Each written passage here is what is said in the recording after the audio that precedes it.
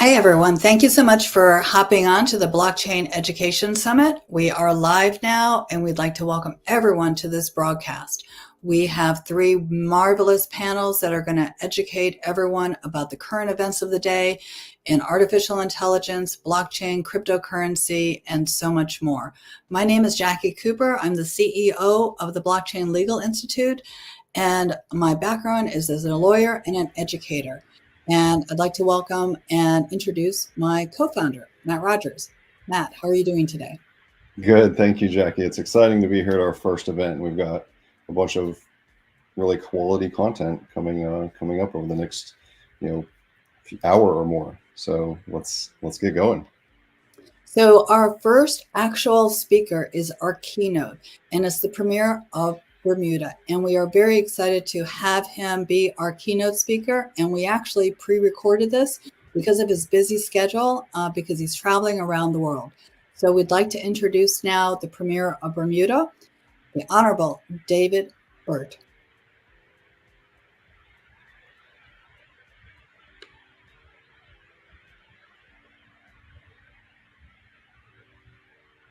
Hi, everyone. I would like to thank everyone for being on the Blockchain Legal Institute's global broadcast. And we have the distinct honor to have the Honorable Premier David Burt be our keynote speaker for today's events.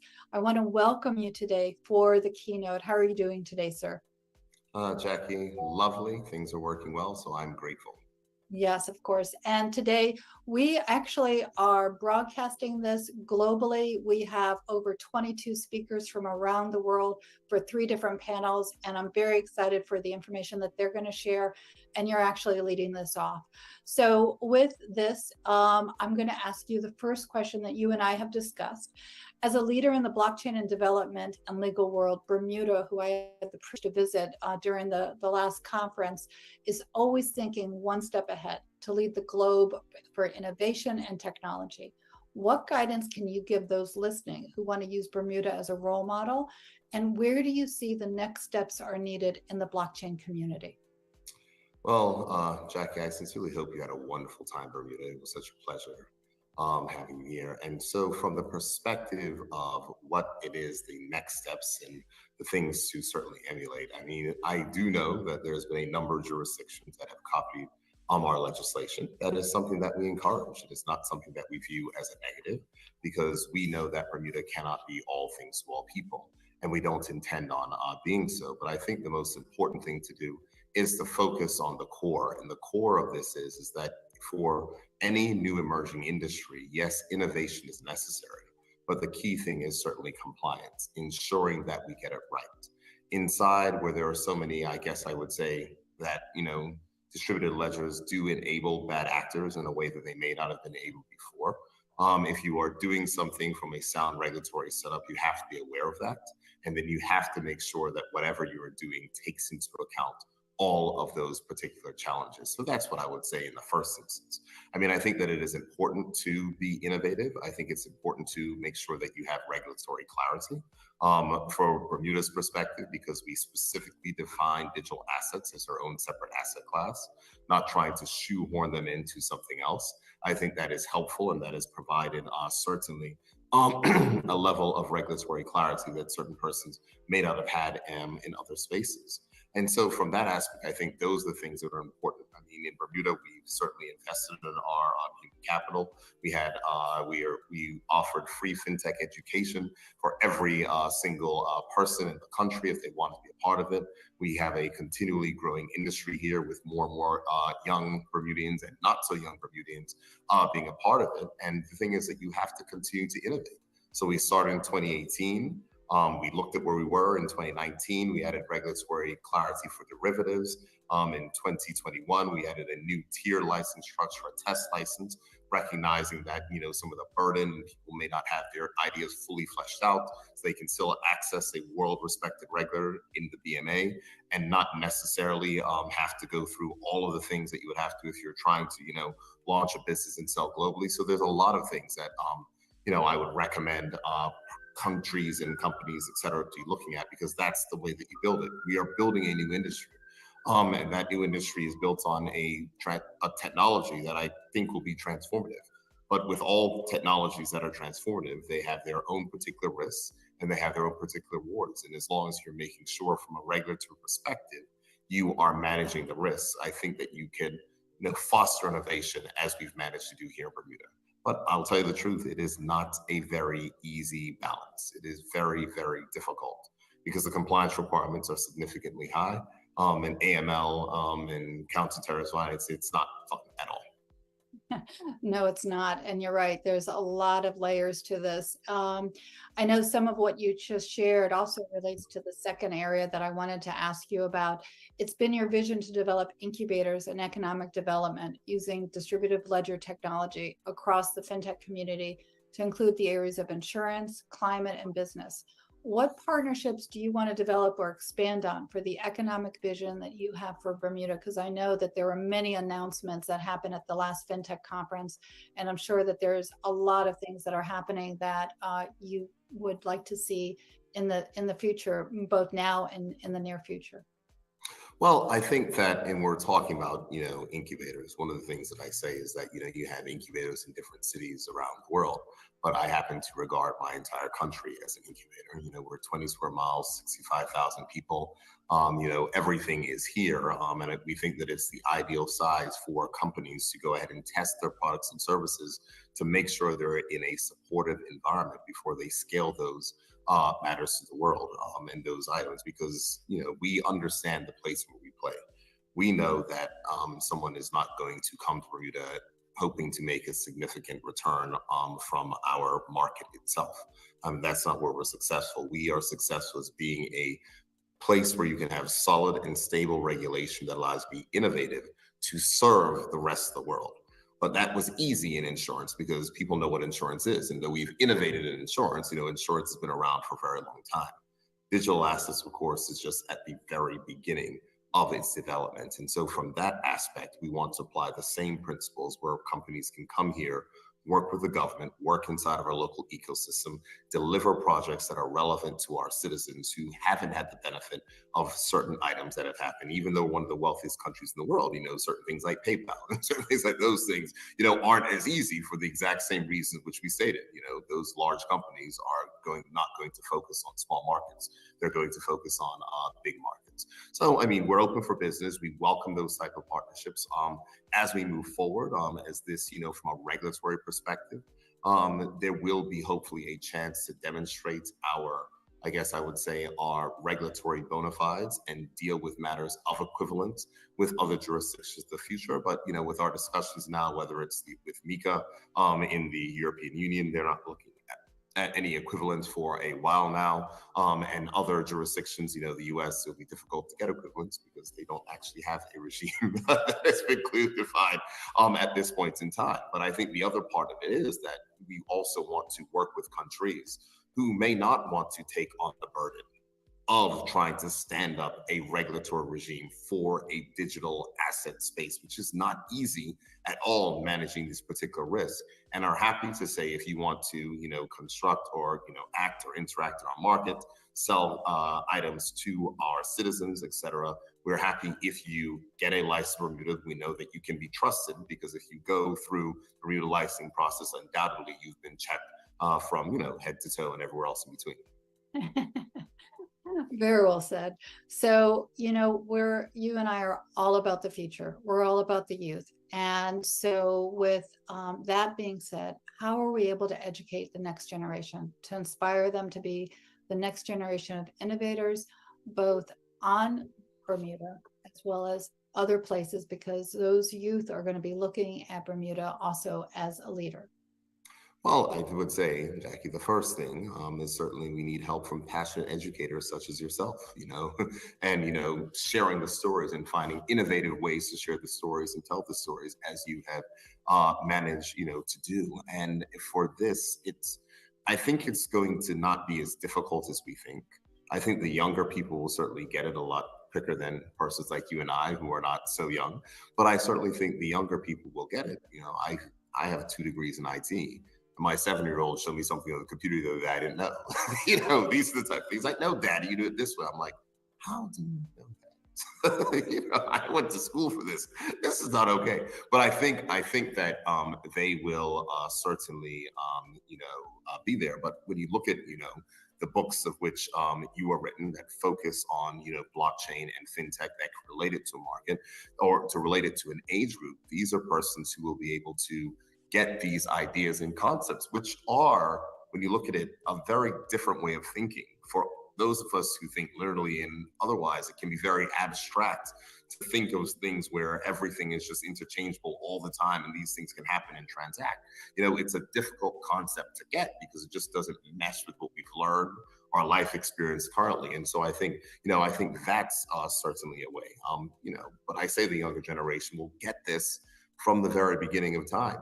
My son, when he goes off to university, if there are still universities, then he will, the transferring of value will be as simple as sending a WhatsApp. He won't even worry about certain things that he has to do. I mean, you might not even ever know what a checkout counter is at a supermarket or anything else, because there'll be tags and stuff. But I mean, this is the future. This is the truth. This is what we have. And so we have to focus on making sure that we're teaching the skills of thinking. We have to make sure we're teaching the skills of how to understand, the basic concepts around it versus just the technical aspects, so that the persons can actually understand what this is, the power of what it is, and think about the things that they can create using this. And so, I can go back to programming, and, there were times when it was just, if then else statements, all the rest, and then you get to arrays, and you get to complex things and other things like that. And, the thought process that you have about the problems you can solve using those things are far different than the ones at the very basic level. And as long as those concepts are understood, we will have our younger people designing and thinking in that way. So I think that that's the way to go about it. It's the work for passionate educators such as yourself. It's work of governments to make sure that these are things that are inside of the curriculum, just like the internet, just like the basic levels. This, as the internet was to data, blockchain will be to value. And we just need to make sure that we are instilling those concepts and theories for our young people to understand.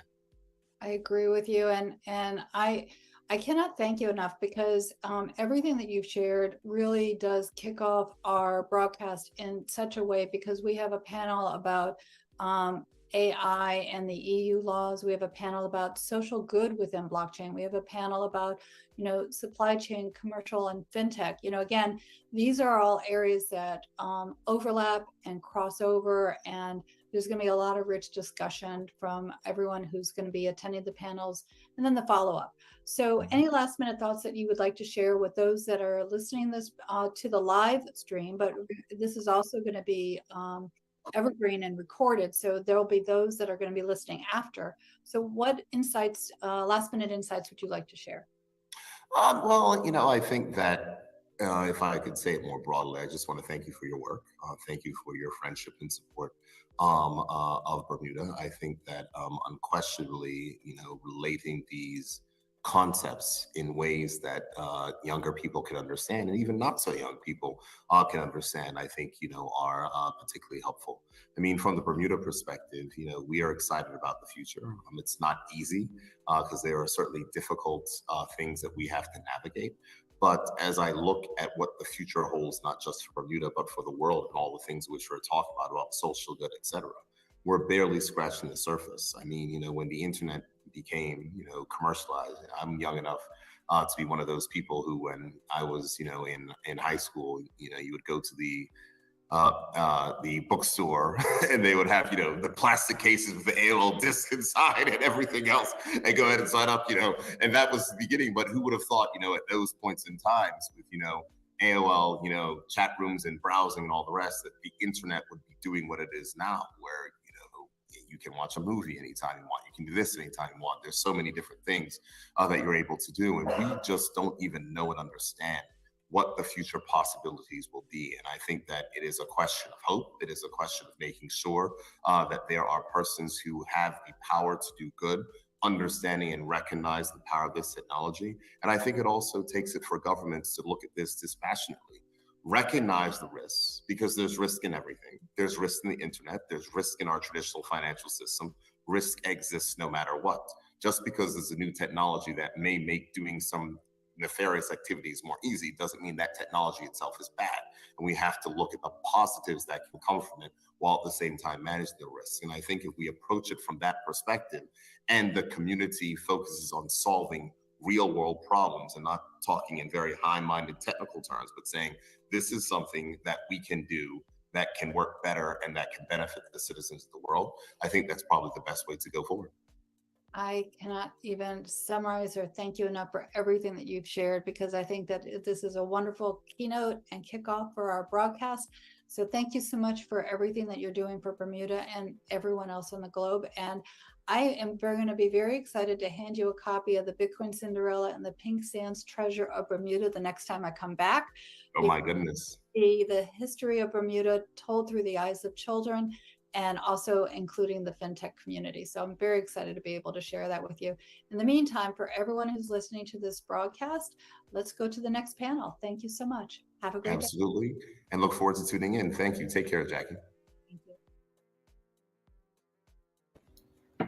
And so we are back. And Matt, I know that we're going to have 3 panels. We have panelists that are waiting in the green room right now.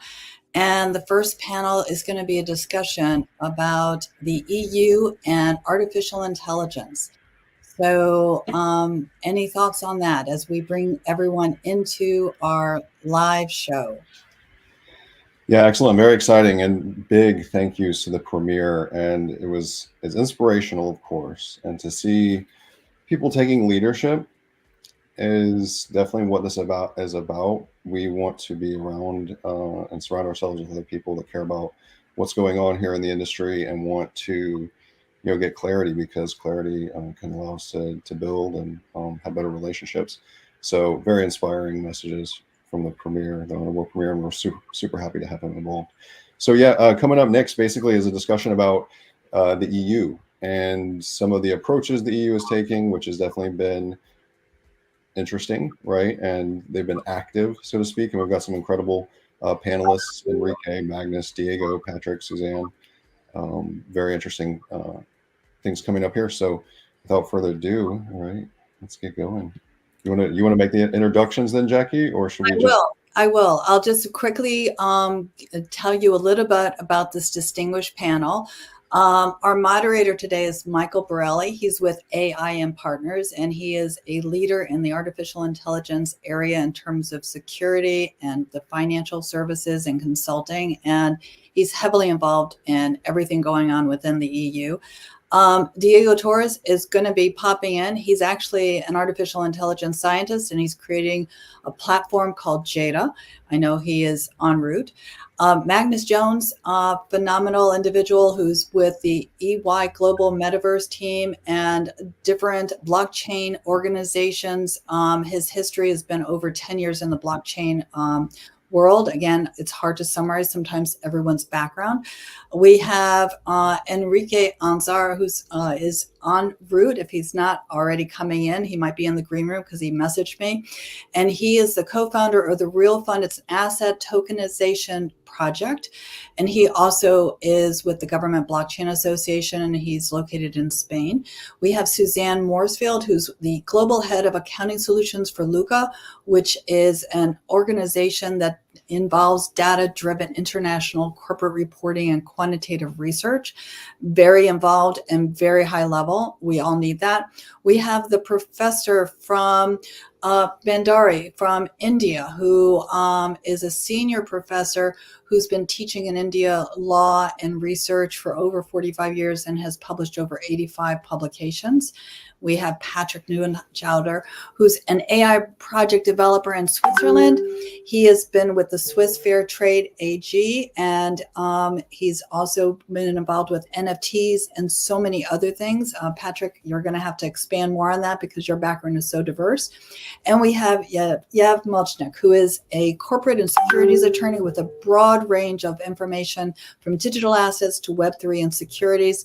And she also is involved with many online platforms here in the United States. So we have a tight group of individuals that are very knowledgeable of what's going on in the EU, as well as other parts of the world. Michael, I'm going to let you go ahead and start off. I know we might have people popping in late because that is what happens in a live show. Go on for it.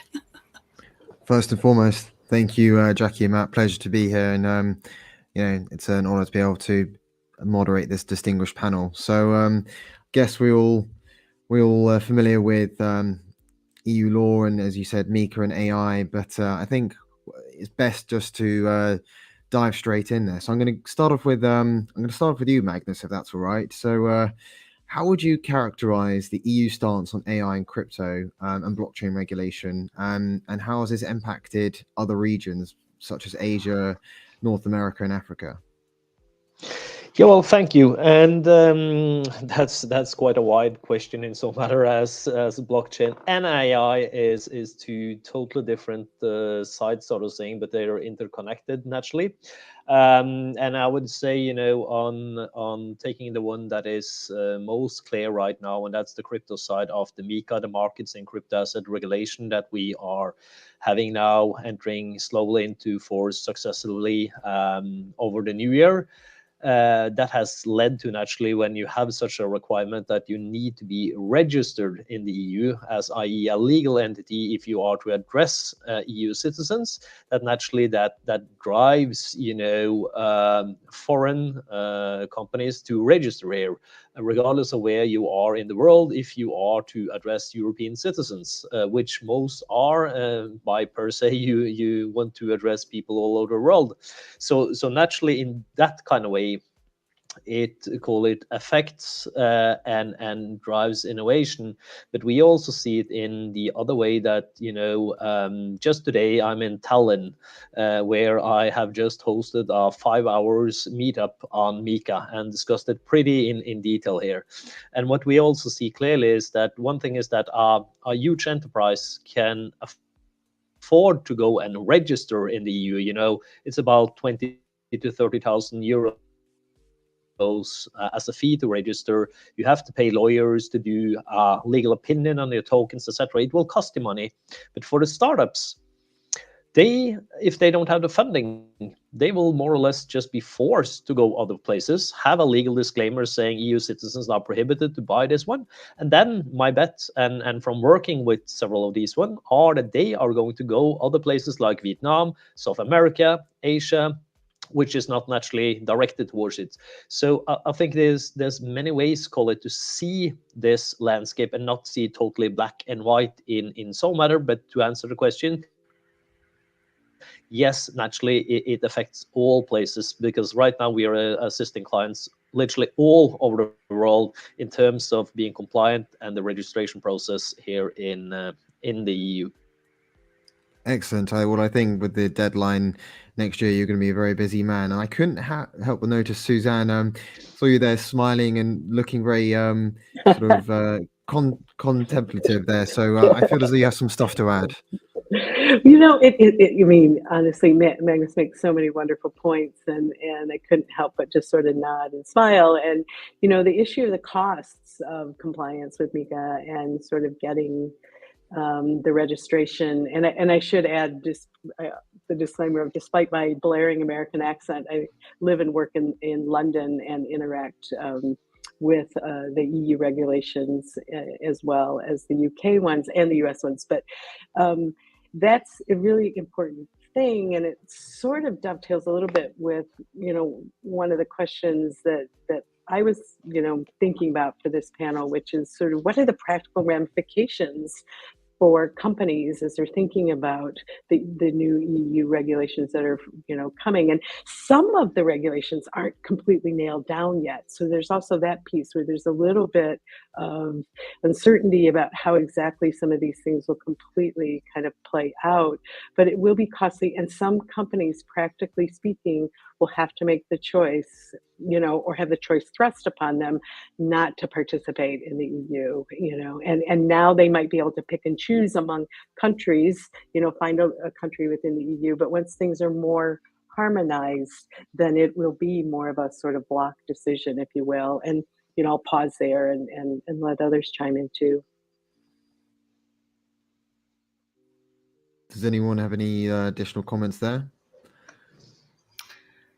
I'll just make one kind of broad comment, and somebody who operates in the US within, and who's been in the space since 2016, kind of trying to navigate such an uncertain and tumultuous regulatory climate, I think Mika offers this glimmer of hope in terms of transparency, in terms of opening up dialogue between Web3 projects and innovators and the regulators. And that's what we're missing in the United States. So I applaud the effort, and it's going to have a number of kinks. And, until it fully rolls out at the end of next year, I think in preparation for it, we're going to start, coming against some of these kinks and at least working them out, at least trying to, continuing that innovation cycle.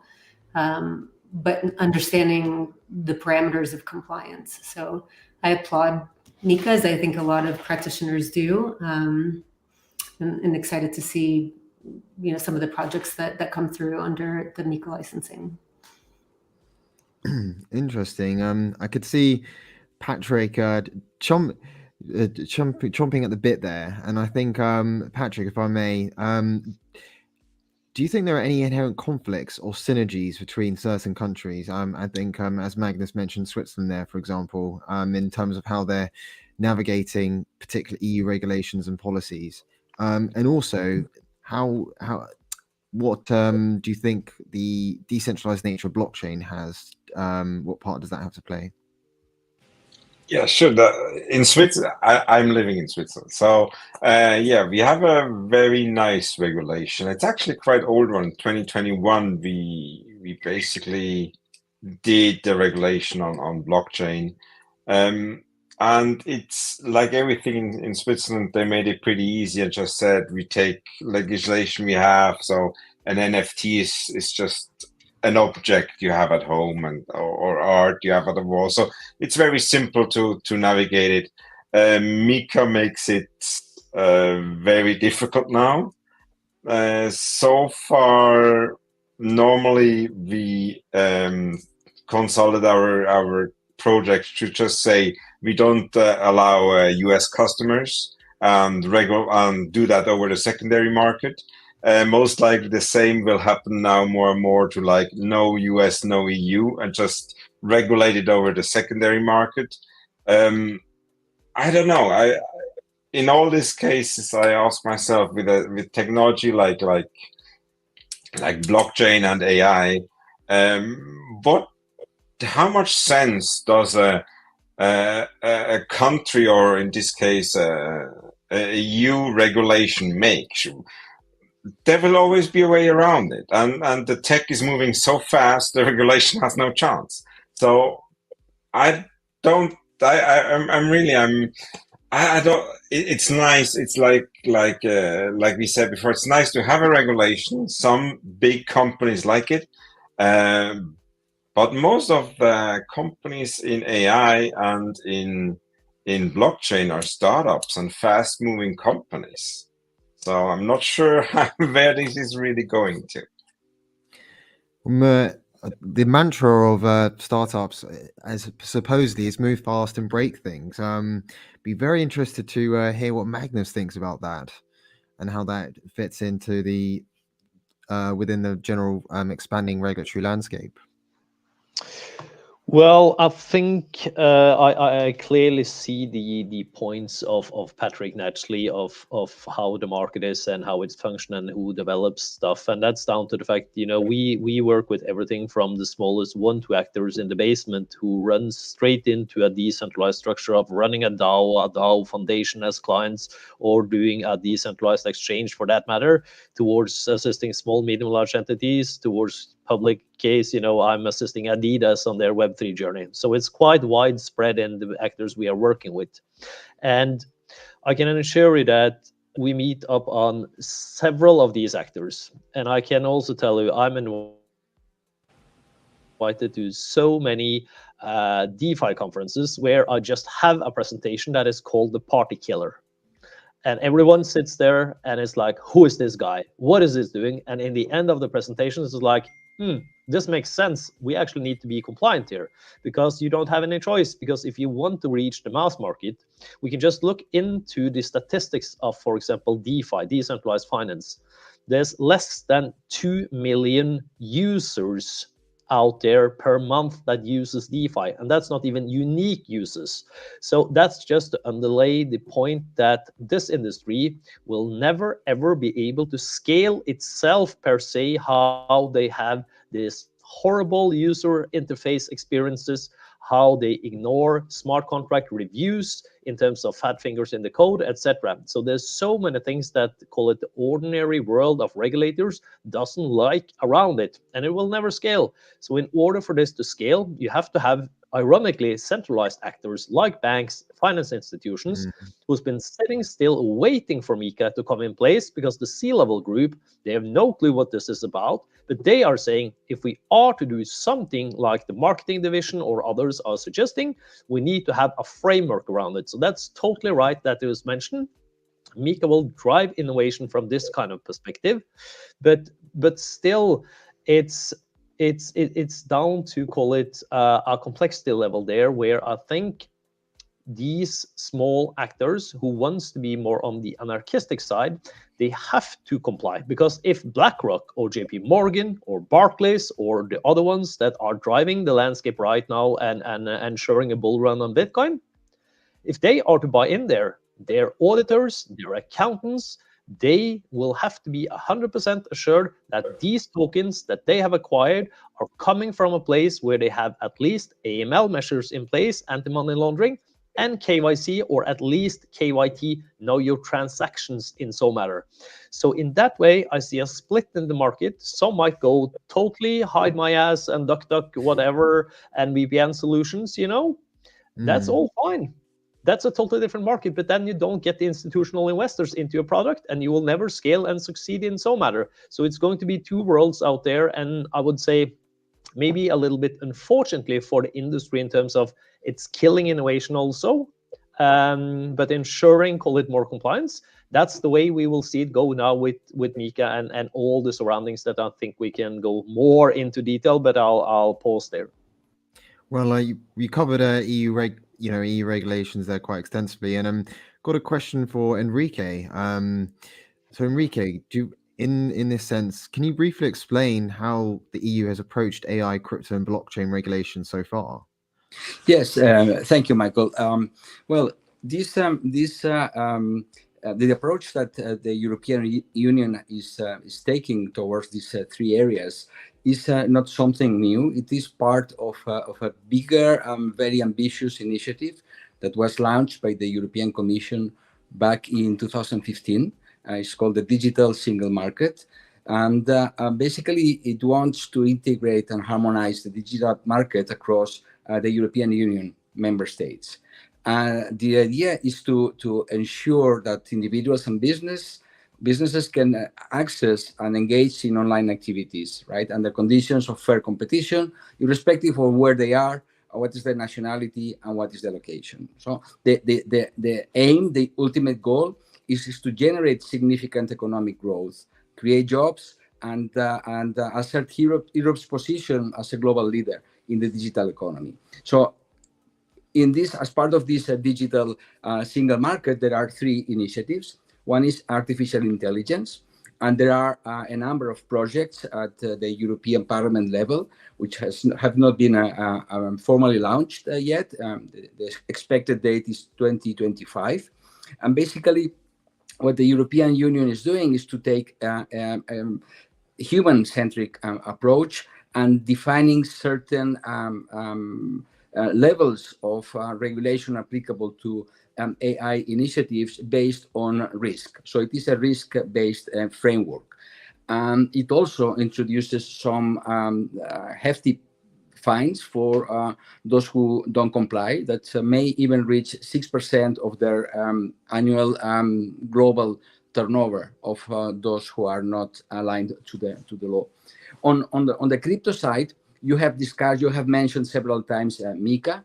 Definitely, MiCA creates a unified digital economy that paves the way for harmonized crypto regulations. One thing that we have complained in Europe a lot is that there were no regulations affecting crypto.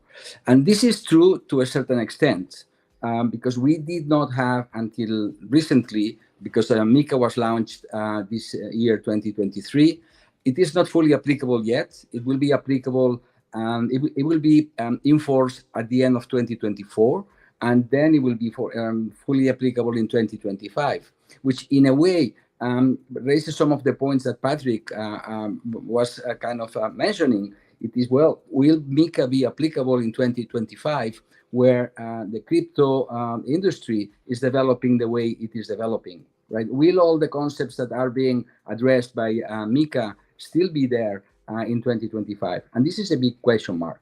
But what I was trying to say is that we have complained that there were no regulations applicable to blockchain. And this is only partially true, because it is true that there were no specific blockchain regulations, but there are many things that we are doing in the crypto and in the blockchain front that are subject to other laws, consumer laws, securities laws, etc., right? And then one risk, one very serious risk that I personally see is that, well, those who ignore those laws that still apply, no matter whether it is crypto or not crypto, are going to are putting themselves and their clients and citizens in general in a difficult position, and this may actually trigger some industry disaster, right? We are seeing big things with FTX in the US, right? Lack of governance, lack of compliance, and the whole thing is affecting the entire industry, right? Anyway, that's a kind of a reflection. What I was trying to say is that yes, we have MiCA as a very interesting framework because it clarifies a number of concepts. It deals mainly with utility tokens, stable coins, and e-money. And yes, we cross fingers and hope that this will be sufficient for what we need to be regulated when it comes into place, into force at the beginning of 2024. And finally, you mentioned blockchain. Well, it is very interesting that the European Union is launching an initiative to create a European sandbox.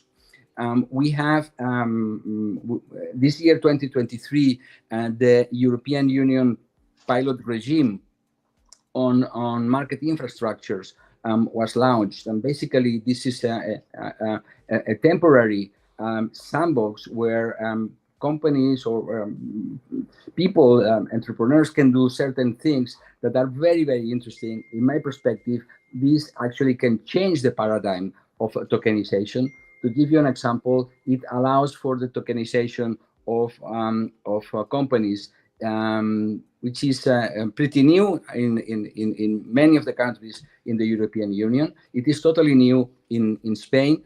It provoked a change in the Spanish commercial law or companies law, right? Still, there are some requirements where tokens need to be registered at a register that does not exist, which is a bit of a problem because now the tokenization activity on the securities on the securities token is paralyzed, but we hope that all these things will be resolved soon. And I think I'll stop here, but definitely this is part of a broader initiative. It is having an impact. Still, yes, things are coming pretty slowly, but are happening, and I think this is all for the better of this industry. Well, thank you for that. I know you touched on some commercial aspects there, and again, I saw Suzanne's eyes up when you said that. So, Suzanne, do you mind discussing some specific cases where EU blockchain regulation has had a direct impact on global operations of companies? Sure, and I mean, I can't agree enough with actually all the panelists and their different views so far brought to bear. A really, really practical thing that I think has been touched on is that most of the companies that we're seeing and talking to are deciding where they need to ramp up, if they need to, their internal controls, corporate governance, kind of some of those basic things, whether they're kind of crypto or not, where they want to be able to scale, they want to get institutional investment in it, they want, participants in from different aspects of the market, and they need those things in place. And especially, Enrique mentioned sort of the bad press and, that 3-letter word, name of their company, that was one of the things that came up, is that there was missing some very sort of core sort of things like that. And what we're seeing is companies, in order to be more, grow in their commercial sort of reach, are building in those kinds of, ramping that up or making it stronger, or making sure they're getting, external help with that if need be, and get external advice. And sometimes what that means is they do need to hire external support for that, all manner of these things, whether it's taxes or whatever, and or IFRS reporting, or your cybersecurity. All of these things are showing up on everyone's sort of radar, because somewhat they're hard coded in regulation and upcoming regulation, and sometimes it's just the growth of the industry and the maturation of the industry, if you will.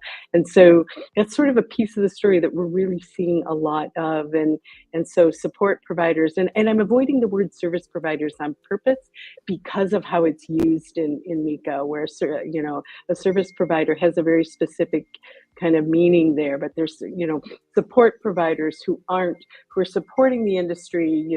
Luke is an example. We do post-trade sort of analytics, data, software, compliance, and it's after the trade. We're not actually a service provider, and so there's all this support sort of that's needed, I think, and we're seeing a lot of increased demand for that, not just from us, but in general, depending on what your needs are, or what an entity's need, commercial sort of needs are as well.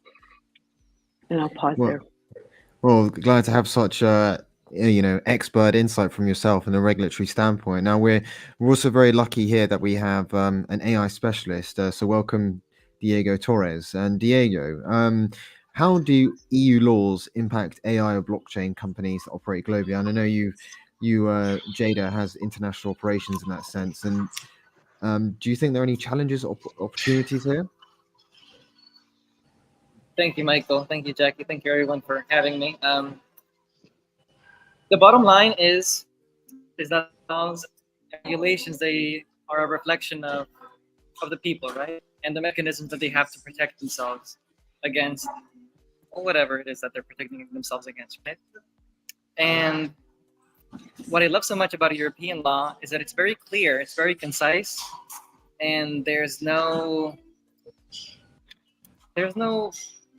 broadness or generalization. It's very, very specific what can be done and what cannot be done. And as a result, the upcoming European Union Artificial Intelligence Act is going to help out a lot, because it's just very clear, like what's okay, what's not okay.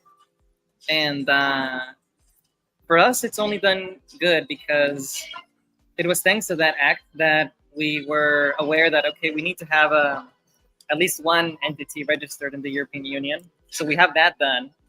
And there's also very clear import and export, classifications. Like if it's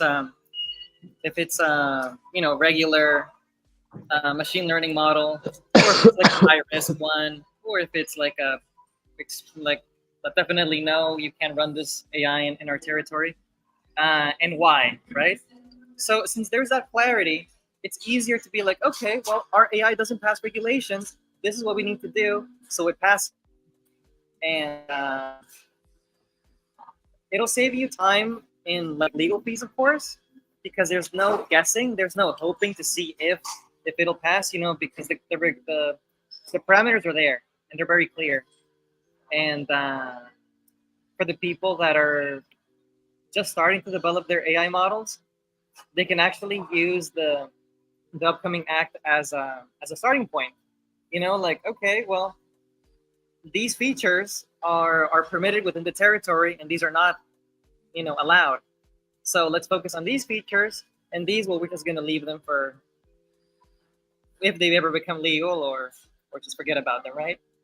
So that also saves development time, and it's something that, well, you just can't get in other territories, right? Because the more loopholes, the more gray area there is in the law, there's more flexibility, right? But that same flexibility is a slow and painful killer. And that's why the EU AI Act, in this case, is very, very critical to the future development of AI. because it gives that clarity that we just didn't have when we were doing, and by we I mean like humanity, right? You know, like when we were starting to do like the blockchain stuff or like the encryption algorithms, we had to break some eggs for those laws to come to fruition, right? Like, you know, I remember some very early back in the day when the first like major encryption algorithms, maybe like 2-3 decades ago, you know, those really hard encryption things like the homomorphic encryption. The technology came first, and then the regulation started piling up, right? You know, like, well, this technology has to be accessible at the federal level, and has to comply with these specific parameters for the protection of federal level data and things like that. Interesting. And yeah, but that only happened because the technology came first, and then based on that, it was how can we make sure that it's used and deployed in a way that doesn't affect any government agency and the consumers and the retail and the companies and the institutions, you know, at all levels. Well, you've touched on you've covered a few points there, Diego, and I think it'd be interesting to get Yev's perspective on forthcoming EU policies and proposals. What you think could significantly impact the blockchain economy. Please feel free to, you know, be as broad as you can, but specific where necessary. Well, blockchain is just. Oh, Diego, I think this question was for Yev. I'm sorry to jump. Oh, it was. Oh, sorry about That's that. okay. Like mine is in some other place. Yeah, go ahead. I'm gonna mute my thing before I. Yeah, I mean, I think kind of broadly speaking, I think the fundamentals still exist for a lot of decentralized projects, and that is, you know, thinking through the proper interface to interact with kind of more centralized actors. So, you know, creating a legal wrapper, thinking through siloing out different operations of your project, and whether that, you know, includes a component of having like a dev company, having a token issuer, having more of a community-based DAO as well. And the liability exists cross-border. So just having a strong legal wrapper in place that protects the members, the investors, and the licensing now with MiCA as well is incredibly important, and remains important just because you're sort of building in these layers, in these onion layers of protections for the project. Well, yeah, I think you've touched on an interesting point there about how regulation starts. It sets a good blueprint for the industry, and I think, I don't know if the professor's still with us, but maybe if I address the question to all panelists and see who wants to answer this one. And we Diego briefly touched on GDPR as the major regulatory framework in the EU. So, out of the panelists, how do you think GDPR interacts with blockchain technology, particularly in the cases of public ledgers? I can give you one concrete example in so matter, because I'm not sure all of you are aware, but in Norway, the business entity register, they have created a solution for the shareholder register, the stock register, on the public mainnet of Ethereum. Not the private one, but the public mainnet, because that's what we told them 4 years ago. This is the only thing that actually will scale. And we have assisted them not on the tech side, but we have assisted them on the GDPR work in terms of clearing the data that is supposed to be there on a public ledger. So this is something of a solution that right now is a very hot topic in Norway. It might not be in global news, but we have had a certain incident among the government in Norway, where it has been everything down to the prime minister whose spouse has been acquiring stocks and shares, even though he was strictly prohibited to do so. And the prime minister was standing there fronting these projects. And this has happened to several of the members of the governments.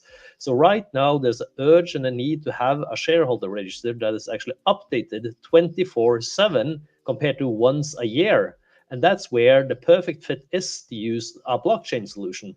So in this kind of matter, not to go too far down in the details, it's rather that you still have, call it a centralized element of a database where you can do the updates, whatnotsoever, but the information for the general public, whatever is supposed to be public, is out there. And this is also something that we can use so-called, a very nerdy terminology, but something called a zero knowledge proof, etc., on in terms of clear who sees what. So just think about it, that you have a piece of paper actually, and on this piece of paper, it says lots of information.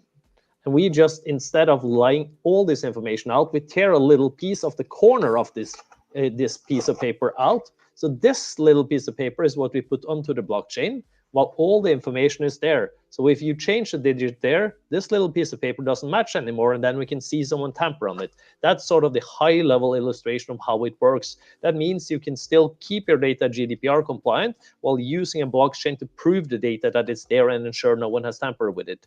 So in this kind of way, it's not like I'm saying it's easy, go ahead, straightforward. But I think in so matter that there's so many instances where I've also heard that people are throwing out, GDPR will shut the whole thing down.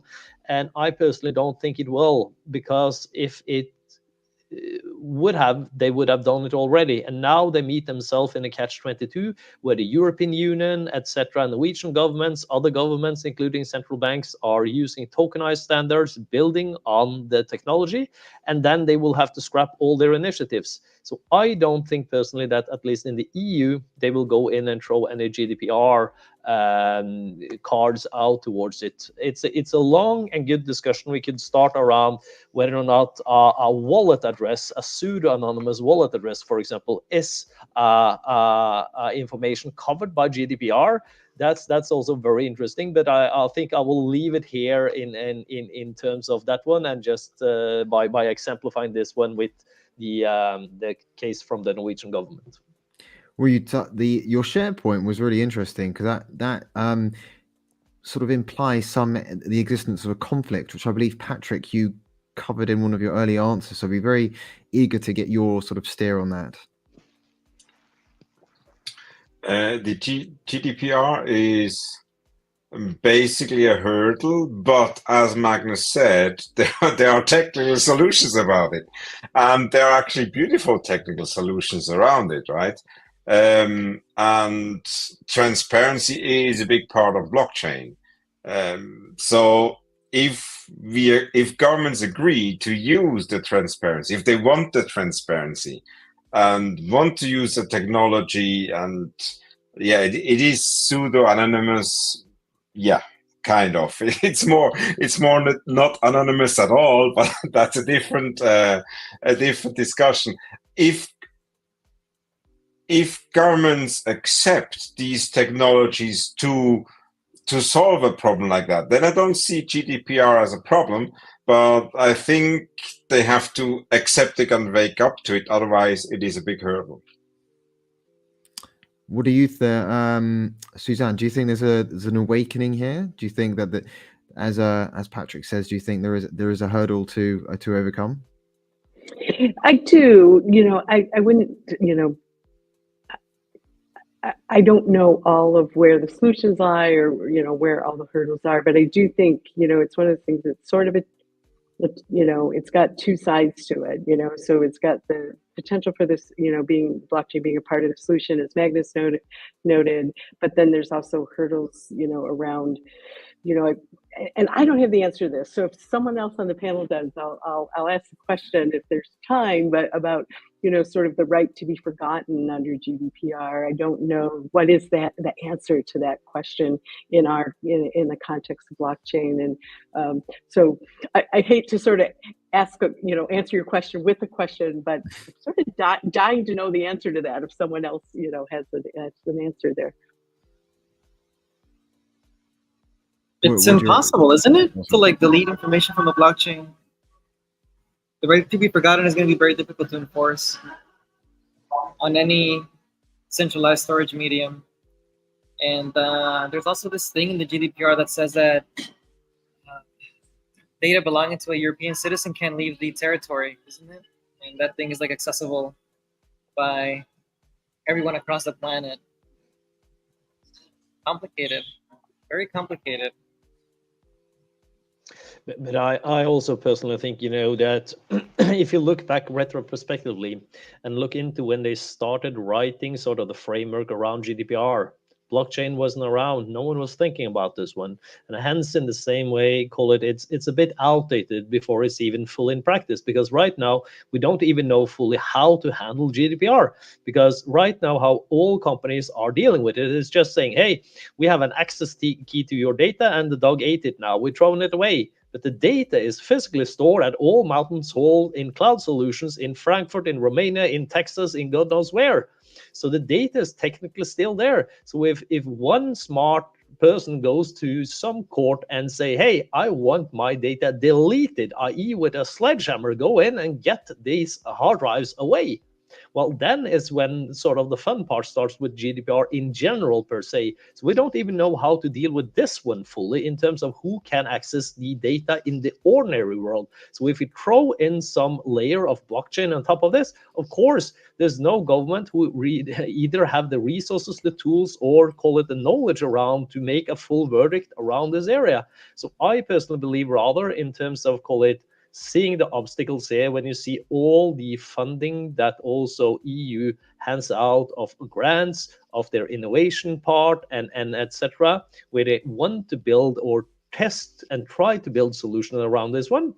Well, then I think it's time for the GDPR framework to be updated in itself to match sort of the current world where we live in and face this one in, call it a GDPR 2 in some matter. So I personally have said, don't in my wildest fantasy see that the EU will shut down any blockchain initiatives or the whole industry based upon on GDPR, because it's also in breach of, you know, the three pillars of MiCA. If we take this one, that's to protect consumers and private investors, ensure financial stability, i.e. that Bitcoin or anything else is not taking over the euro, and the last one is to drive innovation. So if they want to do this one, they can clearly not come up with such a thing. So that's nothing in my wildest fantasy. But another thing that I think should be mentioned just in brief here that we haven't spoke fully about is that it's easy to throw out sort of the meat, but what is also in this one is we have lots of other stuff coming up in the EU, like the TFR, the transfer of funds, i.e. the travel rule that enters into force in the same time as MiCA. We have CARF, the crypto asset reporting framework, which goes into exchange of information cross-border among authorities. We have the DSA, the Digital Service Act, also to create a safer environment. We have DORA, the Digital Operational Resilient Act, also there. We have the Data Act, which has a smart contract kill switch proposal. We have the DAC 8, which is for the tax transparency for cryptos, etc. We have so many other things surrounding it. So we should also remember that MiCA per se is just a little piece of the puzzle in the large package of financial investments that the EU has come up with. So they all have to be seen, call it, in the context in each other, and that's where also, call it, the AI part fits into this one. So that's also when you see the larger perspective and not only, call it, MiCA, a little one per se itself. Again, I cannot imagine in my wildest fantasy that GDPR should be, call it, the showstopper that will come up here. Not at all. Interesting. I think we're closing up on the session, but it'd be wonderful just to get 3 words from each of the panelists on the importance of regulation for AI in particular. So if I may, if each one of you just want to chuck in 3 words each, and just as a nice close to the session. Probably I just start on this one. I kind of start like kind of end like I started. Honestly, I don't understand national frameworks for a global, fast-growing technology like AI or blockchain. Governments will lose that battle. Thank you. What about you, Suzanne? Any closing remarks? It's going to be more than 3 words, but I'll keep it to 5 or something like it. And I think it echoes Patrick. Will we outgrow it before it's complete, with respect to any of these innovative technologies? Before the regulation is complete.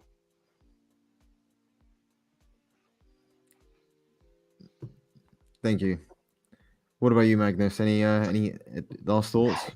Yeah, I can actually copy that one in terms of, technology has always moved faster than regulation. That's down to sort of the nature it is. And to be fair and honest, you cannot hold any government person responsible for not understanding this one either, because even all of us who is in the industry is struggling a bit to keep up with the pace. So I think I will, if you want 3 words, I will say, that's a mantra that we have at EY that we call now, next, beyond. Actually do what is possible now in terms of whatever it is, regardless of that is being in Decentraland with apparently 2 users, where we brought in the Norwegian tax authorities as the first one in the world to build an office there next to our, because they want to be able to do the next. They want to learn from it so they can actually build the next, not so their competitors or others are doing it, but while doing so, also imagining beyond.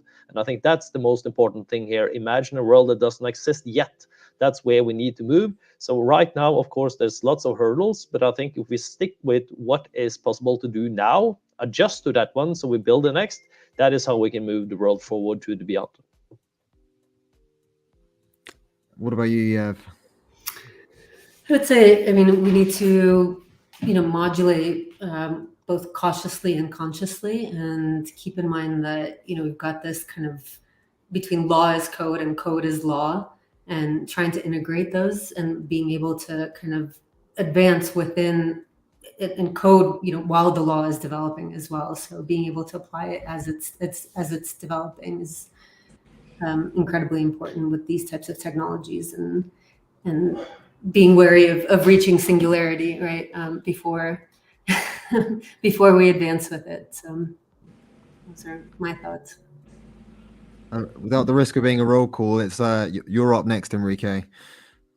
Yes, thank you. Well, it may sound a little bit naive, but I would like to expand on what Jeff was saying. She mentioned conscious, and I think this is about consciousness, right? Developing consciousness, working on the ethical side of these, not waiting for regulation to tell us what is right and what is wrong. I think that most of us know what is right and what is wrong. So in a way, my hope would be to help people develop or grow to the next level of consciousness, to understand what must be or must not be done, no matter whether there is regulation. And this particularly applies to the big players in this field. They should, and again, it may sound naive, but self-regulate and kind of dictate what they want to, or they see as the right thing to do or the wrong thing to do. So I do hope that we can progress without waiting for regulation, when sometimes the regulator is not an expert, and it may be that regulation is missing something. We see this all the time with some of the regulations that we discussed today. So I do hope that we will evolve as individuals or as humans, right, to the next level of consciousness, to understand and actually execute based on our values and our principles. And yeah, I know it may sound naive, but I do hope, and I'm working towards. Well, it doesn't sound naive at all. Very, very complex account of that. And I think ending with Diego makes sense on your point of consciousness. So, Diego, any final thoughts to close the panel?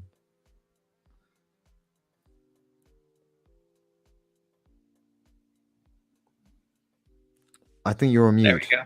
Oh, not anymore. Not anymore, Michael. I mean, there's a lot, right? But it comes down to big companies don't have the time or the consideration, and it's not out of malice. It's just time, Like the bigger your machine, the harder it is to navigate it, right?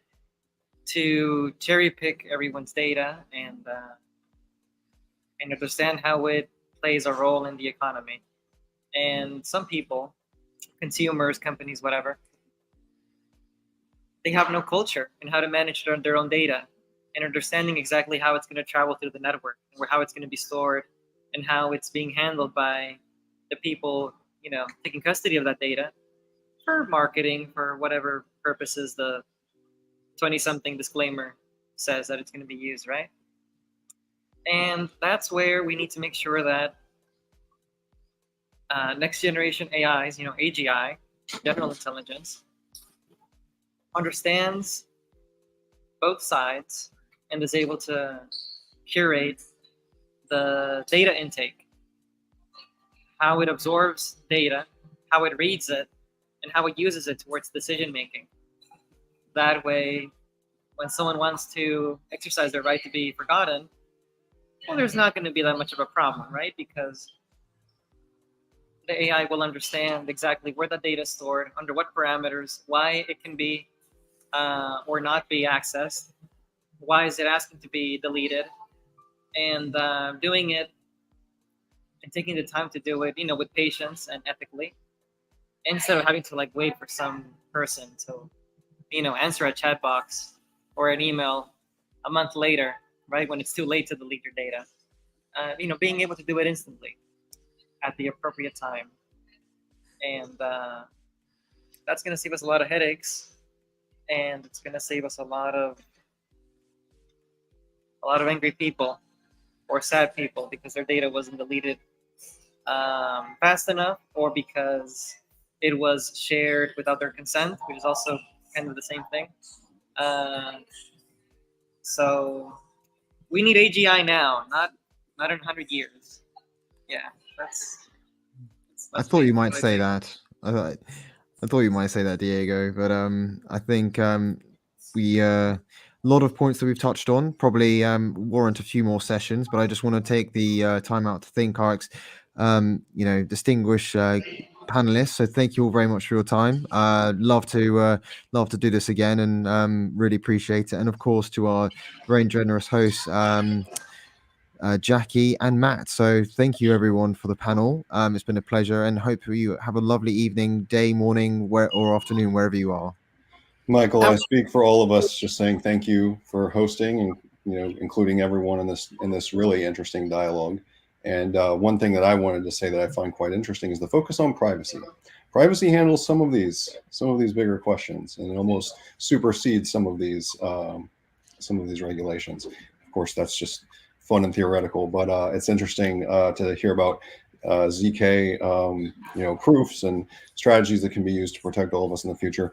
And I love the optimism about the general AI, and it's important to stay optimistic. So that was my closing remarks. I know we have to go. Jackie, do you want to say anything? I do want to thank everyone for being on, and I know that we could have talked for hours.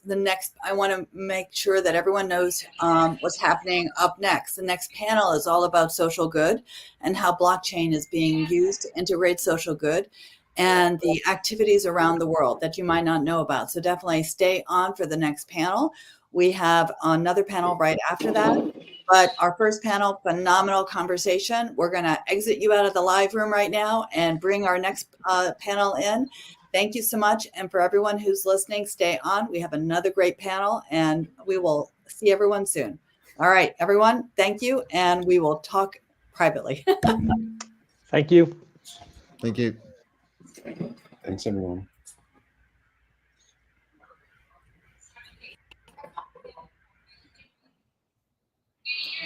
Well, everyone who's watching this live broadcast, stay tuned. We have 6 wonderful new panelists coming on for the blockchain and social good panel. Give us 1 second while we move everyone into the live room. Now's a great time to get some water, stretch your legs. That was amazing. We've got 2 more probably very timely, very informative chats coming up. It's also a good moment to do some housekeeping. Nothing on this broadcast is related in any way to legal advice or financial advice of any kind. We are discussing a variety of subjects. We're discussing a variety of policies and broad terms related to regulation and technology. And as always, take this as an opportunity to do your own research and to learn as much as you can about what's facing us in terms of privacy, in terms of the legal landscape for operating your business, or in terms of your own goals as it relates to things like blockchain, AI, entrepreneurship, and digital assets. So we probably will do that again in between the next panel. But for now, hopefully everyone's joining up. And Jackie, why don't you give us a little teaser here? Yeah, so I'm going to give you a rundown as we have our panelists kind of enter the room. We have Carmen Crypto. She is the head of business development of ClearChain X, and she's also very knowledgeable about DEXs. We have Rachel Brisden, who is actually the business development and partnership individual at Opolis, and she's also has her own talk show called Crypto Sapiens Podcast. And we have Carrie Langlis, who is the chief strategy officer for TerraWolf, which is a Bitcoin mining company with a zero carbon focus, and they're doing some phenomenal things. Larry Cameron has 20 years of experience in the technology, cryptocurrency, investigative area. He's very prestigious in terms of doing high-level trainings. We have Tatiana Baskina, who's the CEO and founder of Minticode, which is a decentralized IP marketplace that revolutionizes how software creators manage, secure, and monetize their intellectual property assets. We have Above Average Joe, who's with Bankless DAO, and he has been guided by principles of permissionless, censorship, resistance, and credibly neutral technology. And James Gray, who is with Power Meta Corp, and he's the co-founder and global business development rep. So everyone should be joining us shortly in this room, and we will then kick off the conversation about how do we do social good within the blockchain.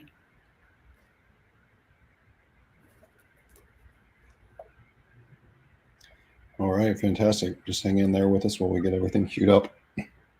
Got some amazing technicians behind the scenes here, pulling together all these amazing minds across, literally across the world. So, in fact, let's take this time to say a big thank you to American Crypto Academy, some very talented people there, including Ivan and Jahan, who are helping make this possible. Ryan as well, Evan, Zach, a lot of people that really are helping behind the scenes. There we go. Everyone's popping in now. Hello, everybody. Hi. Hello, hello. Did y'all hear that first panel? Were y'all able to tune in for some of that? Yeah. Cool. This is wonderful. I see everyone who's here. This is phenomenal. We have an awesome panel.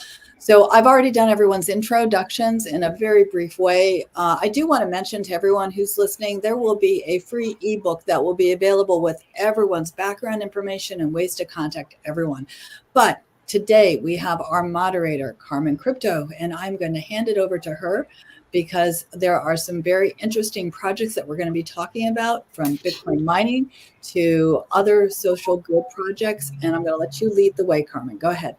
Thank you, Jackie, and thank you, Matt. Look at this panel. I am beyond excited and honored to be here as your moderator, delving into the immense potential of blockchain for global humanitarian causes. This technology has the power to revolutionize how we address pressing issues worldwide. Together today, we're going to explore groundbreaking solutions and forge a path towards positive change. So get ready for an enlightened discussion that could shape the future of compassion and giving.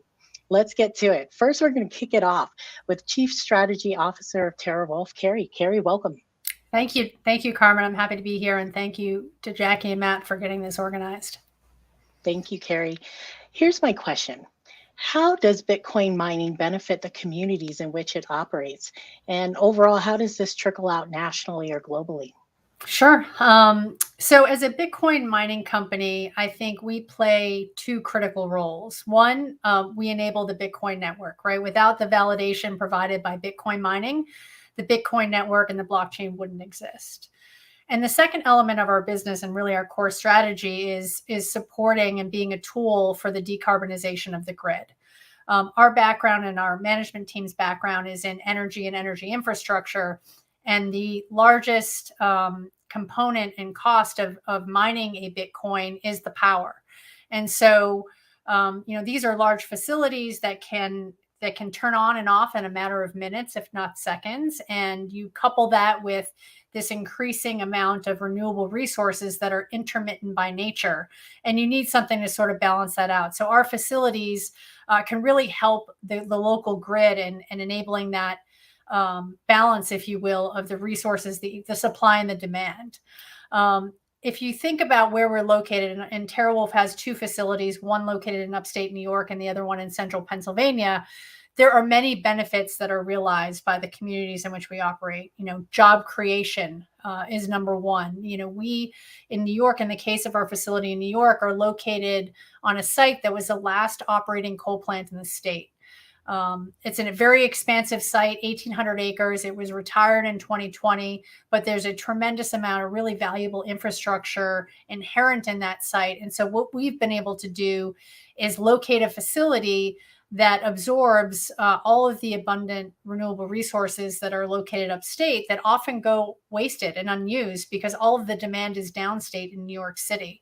In the retirement of that coal facility, you had generational employees that worked for decades. And that was the industry in that area all the way upstate on Lake Ontario.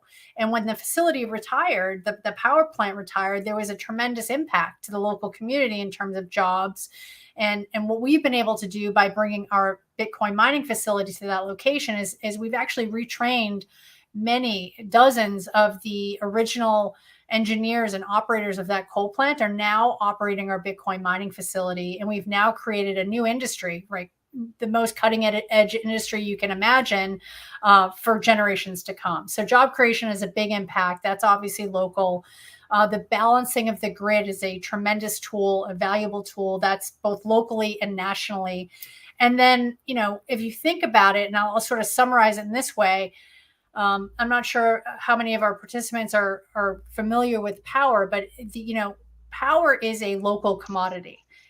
It can't travel very far, and it's at the point today while technology is improving, there's no economic way to store it. So you really need to use it when it's generated. And so what Bitcoin mining has been able to do is take that local commodity, ensure it's not wasted, and convert it into a global commodity that's a store of value that can reach all corners of the globe. And so that obviously has unlimited benefits to communities and is enabling for social good and just countless ways. And so that's how we think about our role as Bitcoin miners and the overall social good of Bitcoin and the blockchain.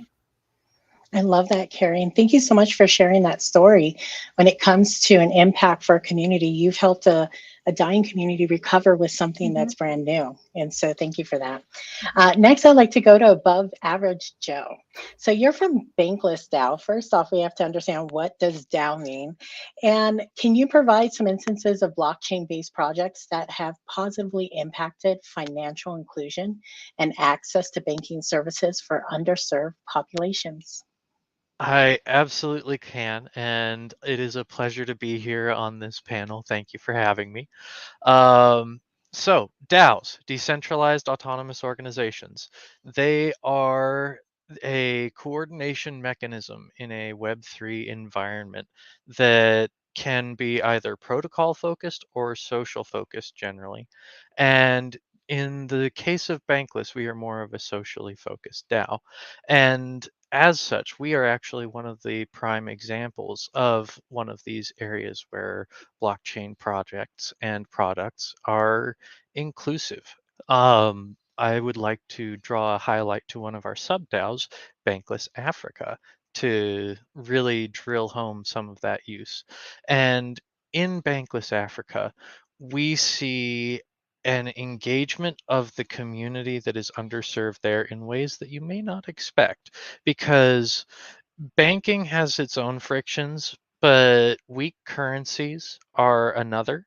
And in an ecosystem where adoption is rapid by a local populace and everyone begins using a digital currency natively, there becomes a lessened need to translate into that local currency unless they have their daily living expenses to take care of. And that means that cryptocurrency, by its very nature of being cross borders and non-centrally issued currencies allows for a reunification of the economies of Africa. It allows people in like Ghana and Nigeria to trade funds between one another seamlessly and with less time friction than trying to send a wire transfer, which for these communities is transformational in their ability to participate in an economy.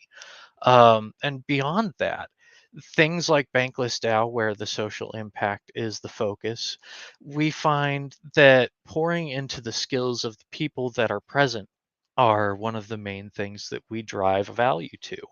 And that means that when somebody from these communities joins into our digital ecosystem, we upskill them and then give them open doors to become positive value earners, which in the case of one of our core contributors in Bankless Africa, the local dependency rate on the working population is over 78%. So getting one extra person from that dependency rate into the earning side really makes a big difference in the equation on the economic potential of their local environment. And by leveraging all of that latent, untapped human capital, we are seeing massive goods being improved inside of these smaller ecosystems. And surprisingly enough, the behavior of many of these users on chain and users like myself with much larger portfolios are very similar in that we are living in crypto native lifestyles and we use a lot of the same tools like Aave, and we on and off ramp through our centralized exchanges when necessary. But most of our assets are kept inside of the base chains and collateralized and borrowed against for our living expenses. And we see airdrop hunting and the adventures that go with being a digital nomad or pioneer, as it were. And that is something that cannot be underrepresented. True to the name in Bankless DAO, we find that banking for the underserved is obsolete. There is no need for a bank anymore. We have gone bankless. I love that. I mean, you have quite a tall order with the 78% data point, but I believe in the velocity of the blockchain and what can come from that. So congratulations to you and your team for that impact. Larry, I want to turn to you. Cryptographic solutions can be implemented in ways that improve accountability in both philanthropic and public sector initiatives. What do you know about this area? You're a red hat, so let's get into it. Yeah, so I mean, cryptographic solutions like blockchain or distributed ledger technology, it's more transparent. It's also a tamper-resistant record of the transactions. I mean, blockchain is immutable. Smart contracts, I mean, they can automatically enforce different terms and conditions. So you can make sure that those funds are used as intended. Digital signatures are also a great way to verify the authenticity and integrity of the transactions. So I used to use digital signatures for email encryption. So now they're used for transactions. They can be used for messages or documents, etc.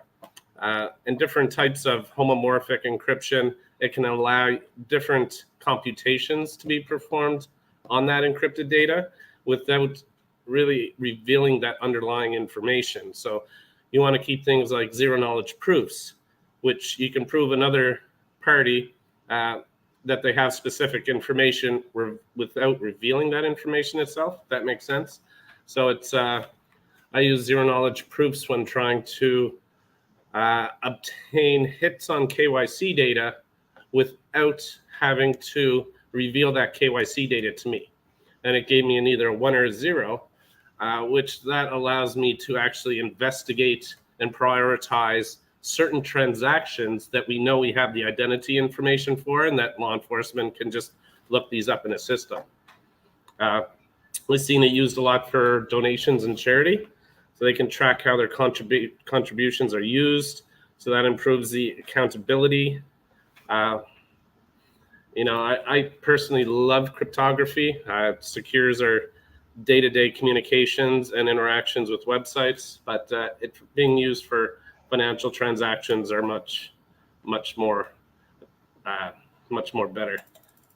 I'm so glad you explained the zero proof knowledge. And, this is one of those concepts where I go, are trustless networks the solution to build trust, amongst humans? So thank you so much for sharing that. I'd like to move to Tatiana, who's the CEO of Minty Code, also a DAO. And Tatiana, NFTs are not just pictures, but and the tokens that we use symbolize something. But how are companies utilizing blockchain technology to enable artists and creators and content providers their ability to receive fair compensation? Yes, thank you for your question. I think I would like to start with the definition of the problem. And the problem here is that copyright law and intellectual property law does not work in digital world where everyone can copy everyone else's work and distribute it in millions of copies. So this is one of the biggest problems of creators who are creating something to become popular. They have to publish their art or creation, but once it's published, anyone can copy it. And what is interesting with blockchain technology, there are two main properties of blockchain technology that are important for copyright law. First of all, it's immutability of transactions, so it's records are immutable. And secondly, it's transparency. So right now, there are two use cases for digital artists, creators. First of all, it's about digital ownership. Blockchain technology redesigned the definition of ownership. With blockchain technology, we can stamp authorship, especially for digital art or any content, digital content, any digital creation, and track who is using it or who owns it. And it does not matter how many copies of this digital art you have. What matters is, are you a legitimate owner of this art? And we can verify it by looking at the transaction history. And the second use case for creators who are using blockchain technology is about removing intermediaries, because before they had to find a platform to publish their work, and these platforms are primarily centralized platforms, and there was no way how they could easily interact with their community. So what blockchain technology allowed them is to offer some sort of digital collectibles, offer unique experiences to their fans and users, that they could enjoy not only the art, but also being, I would say, having exclusive access to either community or I would say special editions of that art. And what is interesting about digital world and artists is that what we are trying to solve at Minty Code is mostly about software creators.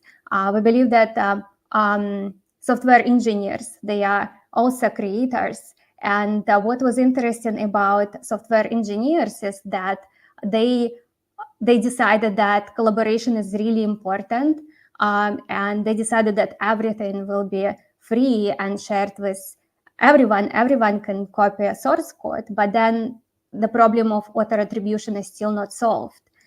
So we don't know the names of creators of technologies, right? Because we know names of companies that monetize their work, but we don't know the names of real creators who created, who are those engineers who created this technology that we're using now. And so that's what we're trying to solve at Minticode. So we help open source creators, software engineers to monetize their work through non-fungible tokens and blockchain technology. I love that. We're entering into a new era where everyone can have an opportunity to get the credit for the work that they have created. And I love that. Rachel, welcome to the show from Hello. Opolis. Rachel, how can blockchain support financial or social inclusion, particularly in underserved communities? So I love this question. I think that's a really great question. I just want to start by thanking you both, Jackie and Carmen, for doing phenomenal work organizing this. And thank you to Matt and to all the speakers today. So yeah, great question. How can blockchain support financial or social inclusion?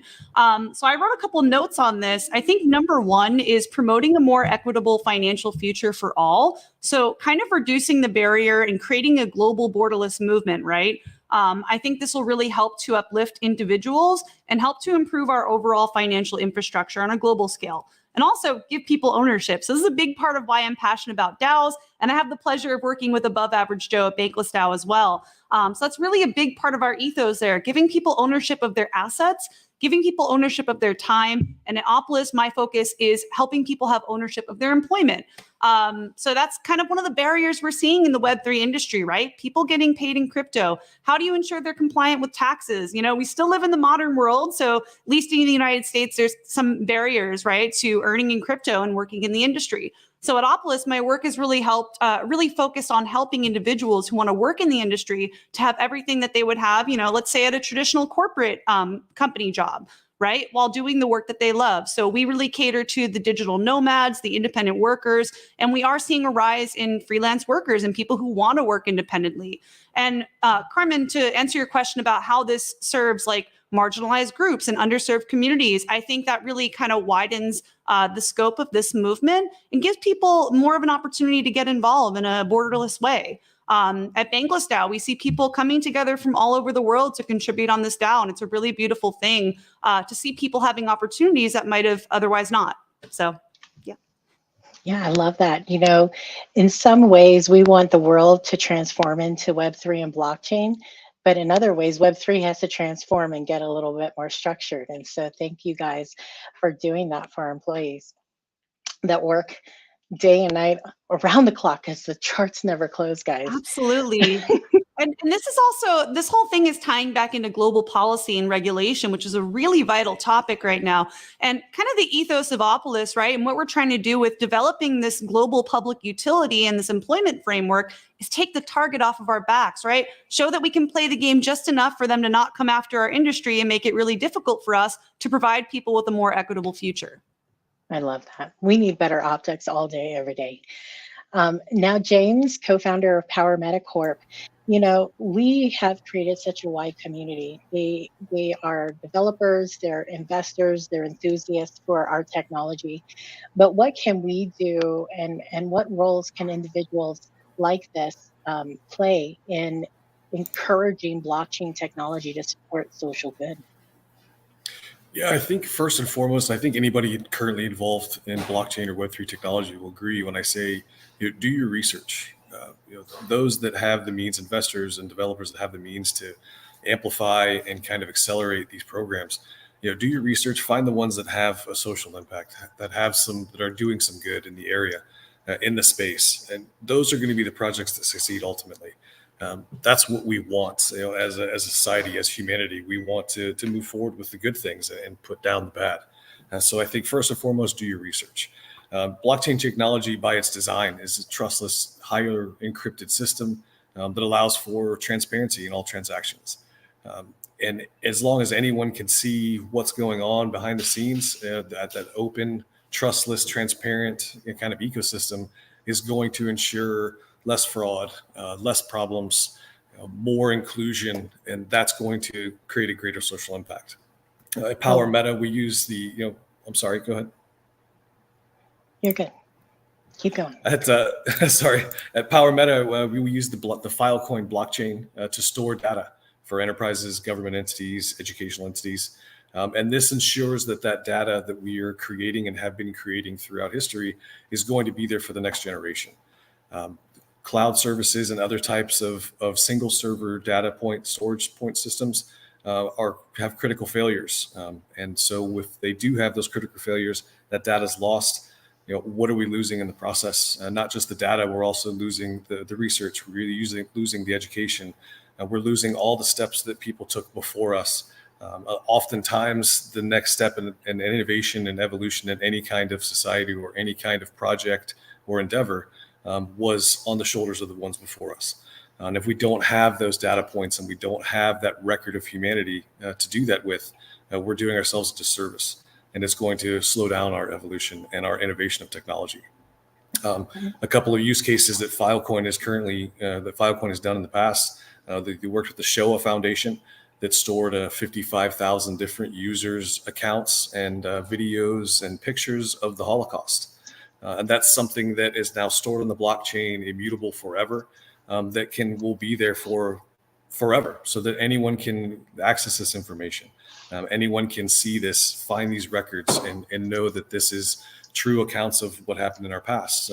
Another one is there's an Australian medical institute that recently stored 137 PIBs of data that they've acquired through all of their different research and technology usage in the field of cardiac. These things are going to be what helps propel the next generation and the next project and the next thing being built. And it doesn't have to be in only first world countries. All of these advances and all of these different programs that we've heard about and these projects we've already heard about from our speaker panels are all geared towards social good and social impact, helping third world, second world countries that don't have the ability to do this currently, helping them get caught up to more of the first world countries through these exchanges and through these programs and processes that are available to us now because of blockchain and Web3 technology that wasn't possible before. We're not able to have different kind of refugee programs and different kind of identification programs and different kind of donation programs that we've been talking about cross-border, cross-country, without all these kinds of hiccups and red tape and paperwork and all the things that we have to go through now in a Web 2 kind of society. These new technologies, blockchain and Web3, are going to help us advance these causes and get moving forward on a lot of these projects faster than we normally would be able to, or even create new avenues for these things to succeed because that technology wasn't available before. So now we're able to create not only new ecosystems, new technologies, but we're also able to create new programs and new things that can aid those that need the aid the most, that what we weren't able to do before with previous technologies.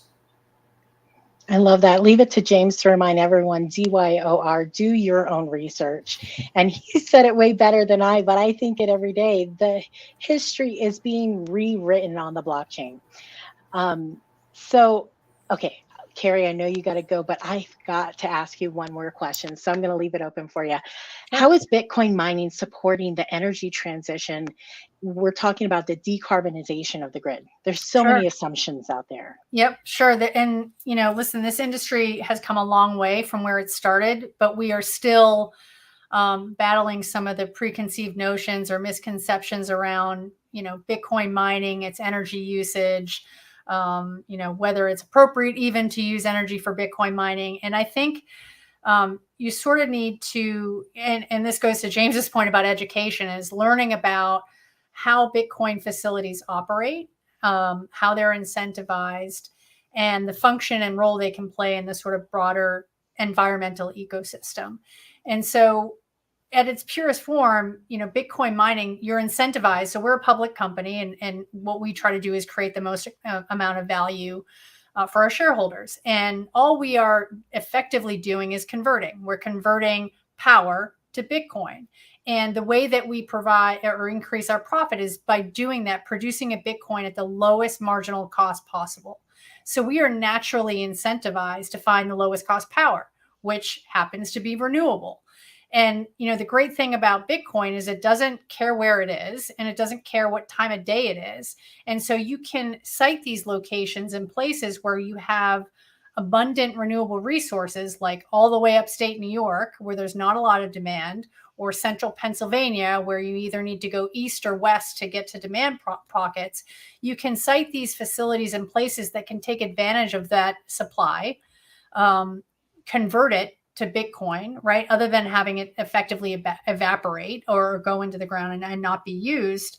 And then by doing so, you're also a load source. So you're using the grid, all those fixed costs to sort of run the electric grid are being amortized over a larger base. So you're incentivizing new investment in renewable resources. So the reality is that Bitcoin mining is one of the most sustainable industries in terms of its energy usage.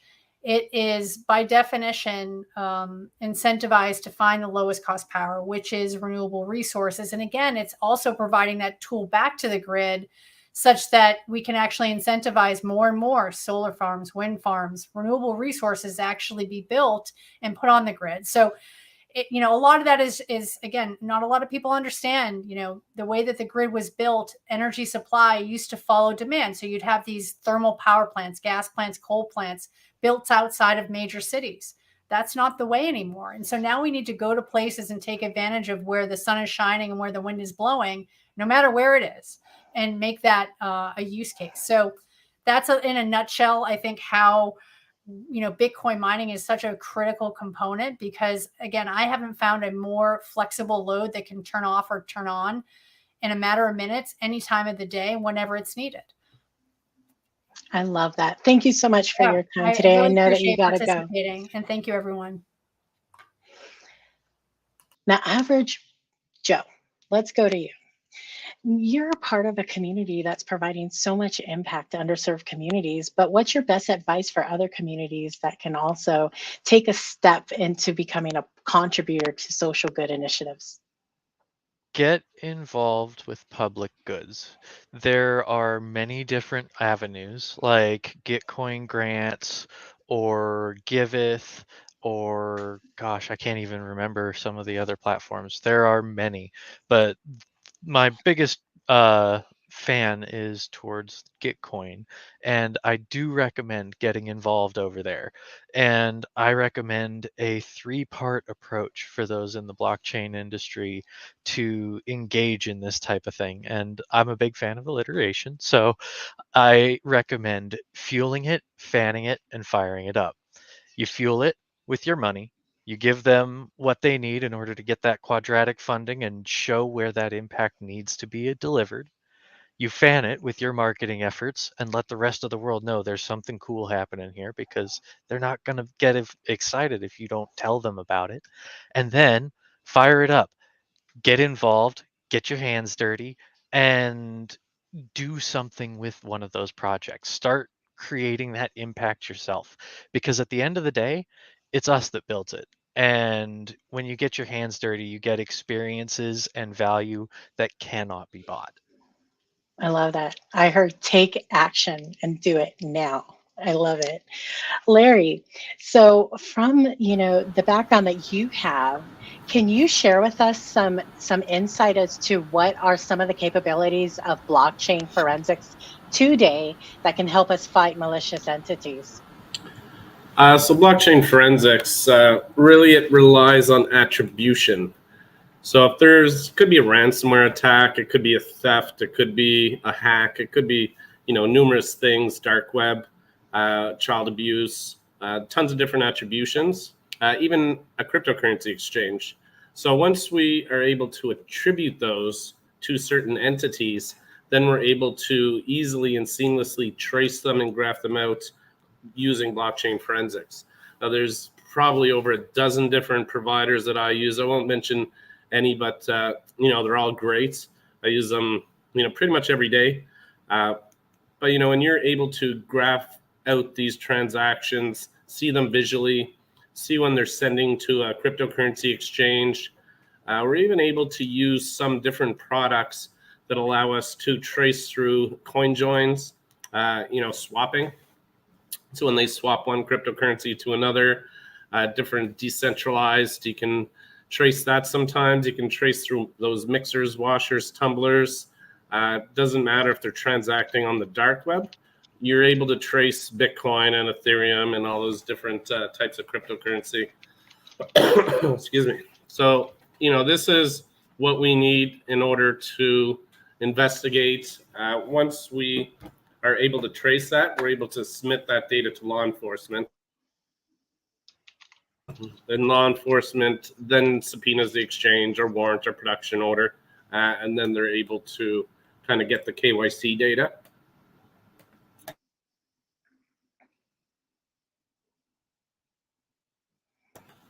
And I love that. yeah, it's easier than when you're doing it with a bank. Absolutely. I mean, anybody who's been in blockchain for even just 3 months understands, hey, go to the records, go to the transaction hash, and you got to find somebody to translate it if you don't know it well enough yourself. So thank you, Larry, for sharing that. As we do good in this world, we also got to minimize the bad that's happening. So if they're using a blockchain, we're coming after you. Thank you. So Tatiana, let me go to you. We think naturally that everybody's going to want to contribute and take part in doing social good, but is there potentially hurdles or obstacles, whether it be ethical or technical, that might hinder us from taking that action? Yeah, so this is a great question. I think the main problem and challenge here is about storage, right? So it was already mentioned, but decentralized storage is really important. We're living in a very scary world where our data is controlled by a limited group of companies. And what is interesting is that these companies, they define the policies, they define rules and law for us, how our data will be used. So at any point of time, they can remove our content if they believe that it does not comply with their policies. But we as users or creators, we did not have the right to vote on these policies. So I think at this stage, what is important, it's important to define the frameworks, how we share our content and how we have the right to decide which content is good and which content is bad. Do we vote all together to decide what are the rules for the content should be? I think this is a main challenge with respect to content creation, sharing the content, collaboration, and deciding what should be available and what should not be published. And another challenge is about collaboration. I think what is important is when even if it's content or digital art or software, when it's created in collaboration, it's important to ensure that we give a fair attribution to each contributor, whether it was small contribution or big contribution. And there is a challenge: how do we evaluate this contribution, and how do we ensure that we assign the right number of shares or tokens or any other properties to this work. I love that. Tatiana, that's going to make me think twice when I got to go grab some information, but I'm logging into someone else's platform that I had nothing to do with. That's where everything's being kept nowadays. So this is very exciting for us. Rachel, let's come back to you. When we're talking about the innovation of blockchain technology, is there potential for us to bridge social and economic gaps between marginalized communities? Absolutely, absolutely. So I actually wrote some notes, and my work really pertains to like kind of bridging the gap between Web 2 to Web 3. So I think this is a really good question to kind of incorporate into that. So I really focus more on the entrepreneurial ownership piece. So I'll take it back and tell a little story. So when I first got involved, I had a friend that told me about DAOs, and they were working on this educational DAO called Bridge Builders DAO. So I started joining. I had no idea about any of the vernacular, the terminology. But guess what? I was welcomed with open arms, and they just invited me to keep joining the calls. And I just kept asking questions and kept exposing myself to different conversations with thought leaders and people working in the industry. And that's kind of what has led me to where I'm at today, just continuing to ask questions. And really, I'm grateful for that low barrier to entry for the industry. Now for marginalized groups, so I've worked with some organizations, and most recently I've worked with an organization called Y3K. We did an innovation summit at the University of Southern California. So we did work at USC. We recently did another one at UCLA. So I really appreciate the work that they're doing, giving marginalized groups a voice to come to these kinds of events and have opportunities they might have otherwise not. So yeah, definitely got to give a big shout out to Y3K and a huge thanks to USC and UCLA for seeing potential for this industry, right? And wanting to educate students and the next generation about digital ownership. So I hope that answered the question. Okay. It sure did. And, you know, I love it. I love it when we get great examples of what's working in our industry. And I noticed that your name here on the screen is also your Twitter. So if you can maybe pin a tweet or something, giving us some links so we can check it out. Because, you know, James said DYOR. Do your own research. So I actually shared something, and this might be a good resource for anyone listening. If you want to learn more about DAOs, I actually wrote a Medium article called Benefit of the DAO.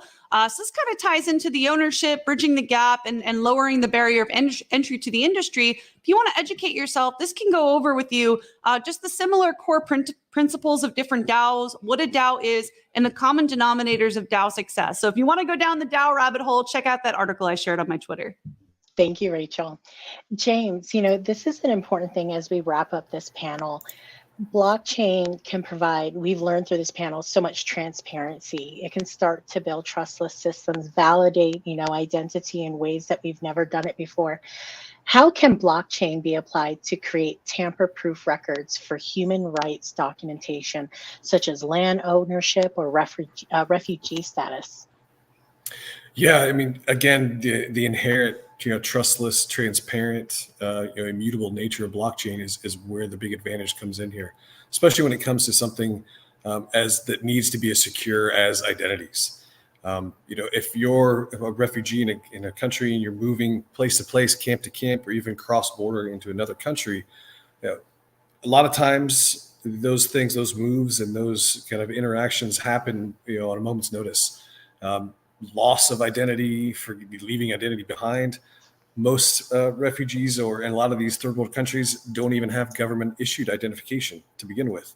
So now we're able to use this technology that can be accessed from any kind of hardware point that has an internet connection to now have a record of someone's identity to ensure that they are who they say they are and this person is who they say they are.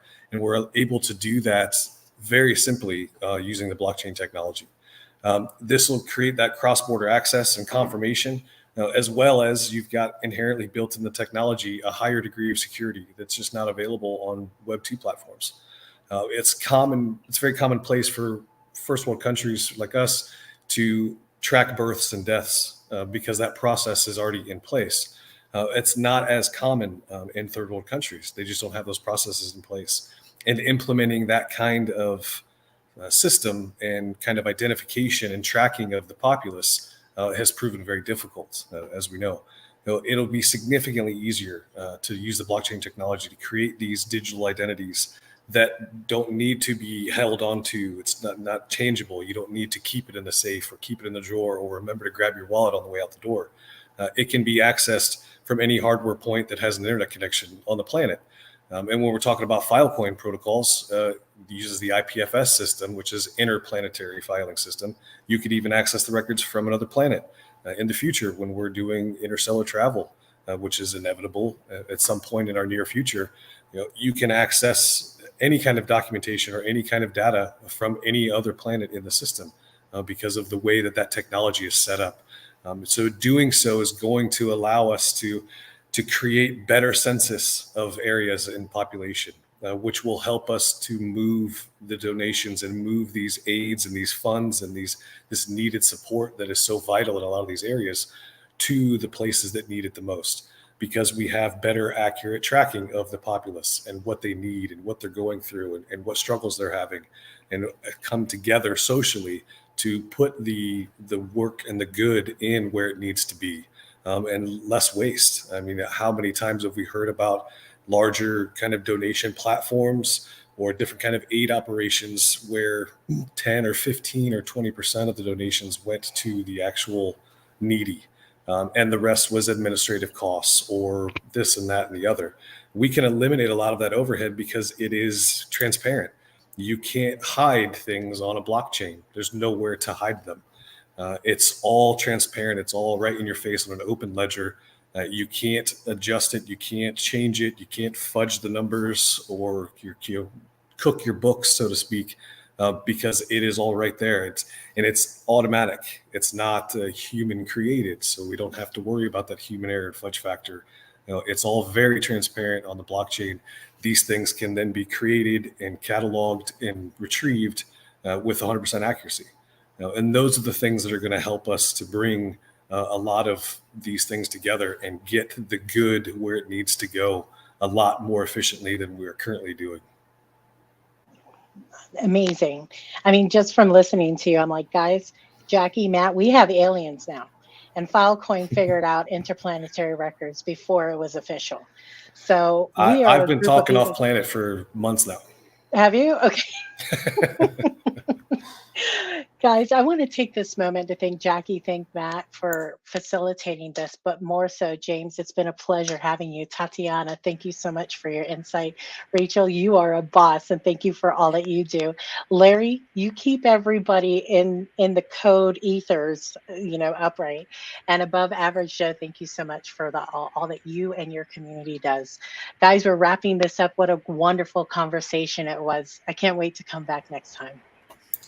For real, I mean, this conversation about social good is just the tip of the top of the mountain of what's going on. And yes, Larry, you protect us, with what you do behind the scenes.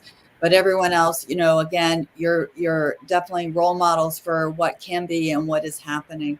So everyone, thank you so much for being on. For those that are listening to the live stream, stay on. We have one more awesome panel, and I don't want you to miss this. I know Carmen and James are about to bless you, Larry. So everyone else, we are going to be exiting you from the live room. We're going to have a slight little pause so we can move all of our other special guests on.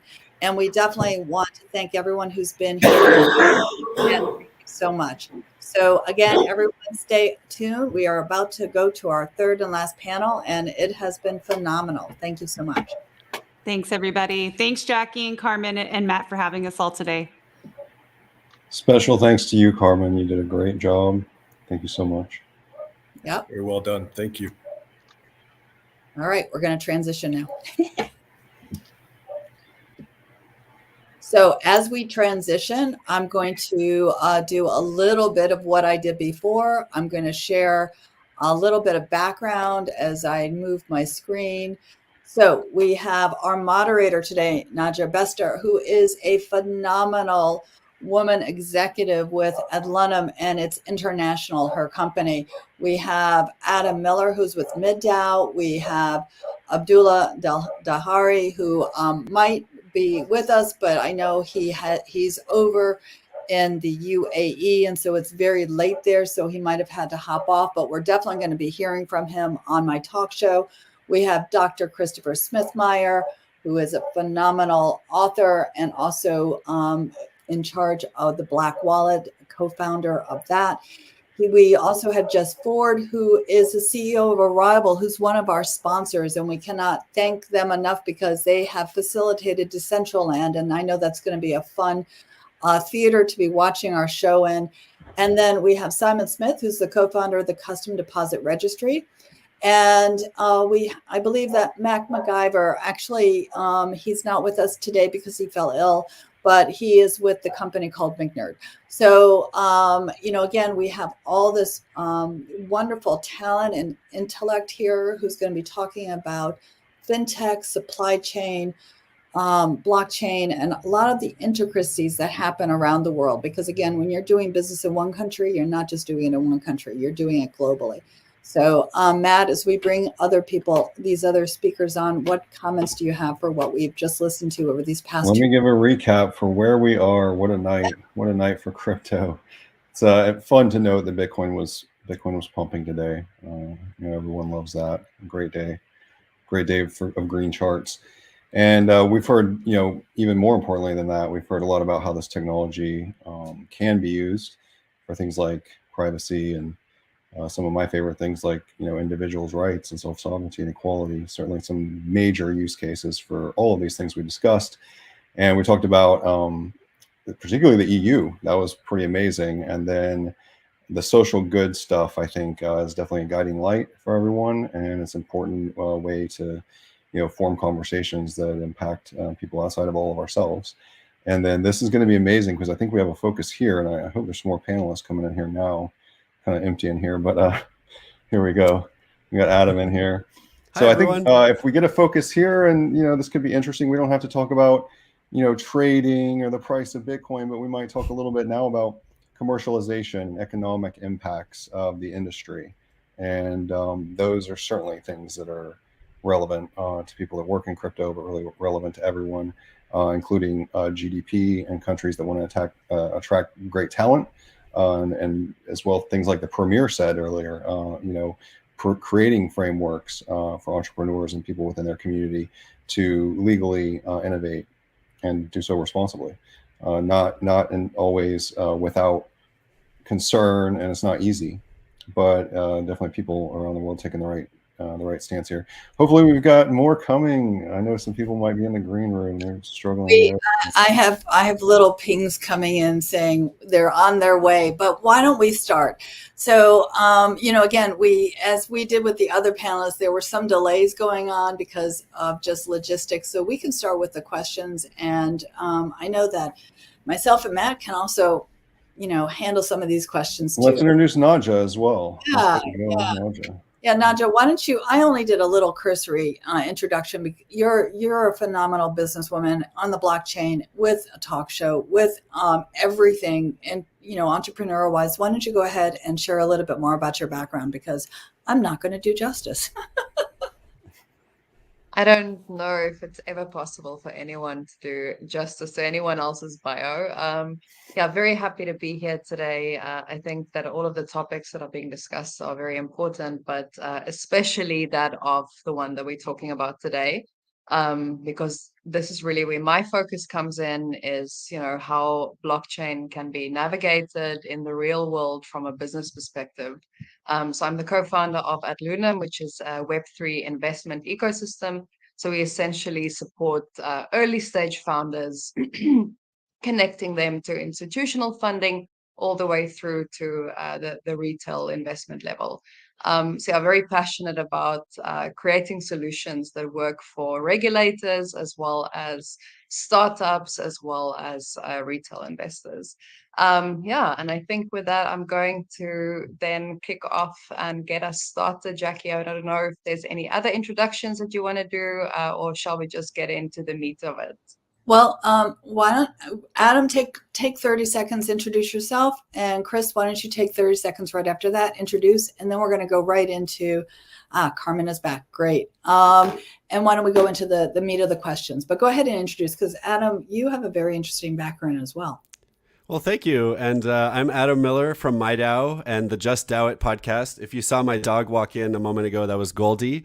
I am obsessed with DAOs. I just believe there's so much potential in terms of, changing the way we as humanity organizes everything, from our families and our chess clubs up to our biggest companies and national and international governments. I write laws that have been passed in the Marshall Islands, which is a sovereign nation in the South Pacific. And what we're doing there is creating the best legal and regulatory environment in the world for DAOs and also for Web3.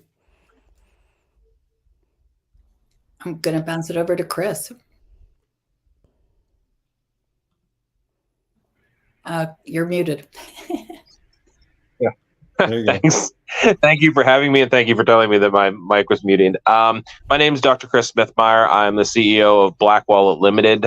We are a stablecoin 2.0 ecosystem management company, and we've also been putting out a lot of information on the cryptoverse, different books to bring things up to date. And we're really big on trying to bring the level up for everybody, like the whole rising tide thing, because the more cryptos that are out there, the more laboratories for improvement there are, and we really feel that that's a big thing. And I know, Nadja, this is your show with the panel, but Carmen, you were moderator last one. You weren't able to introduce yourself, so why don't you introduce yourself from your variety of background? where do I start? But thank you guys for adding me to this panel. I'm head of business development for Clear Cryptos and Clear Chain X. So we specialize in enterprise solutions for big entities. So we work with 26 airlines. We've worked with government contractors, and the list just goes on. But I've only been in the blockchain space for about 3 years. My brain about exploded with all the opportunities that we can create efficiencies, create security within our industries, and come up with new innovative ways to really live our missions day to day.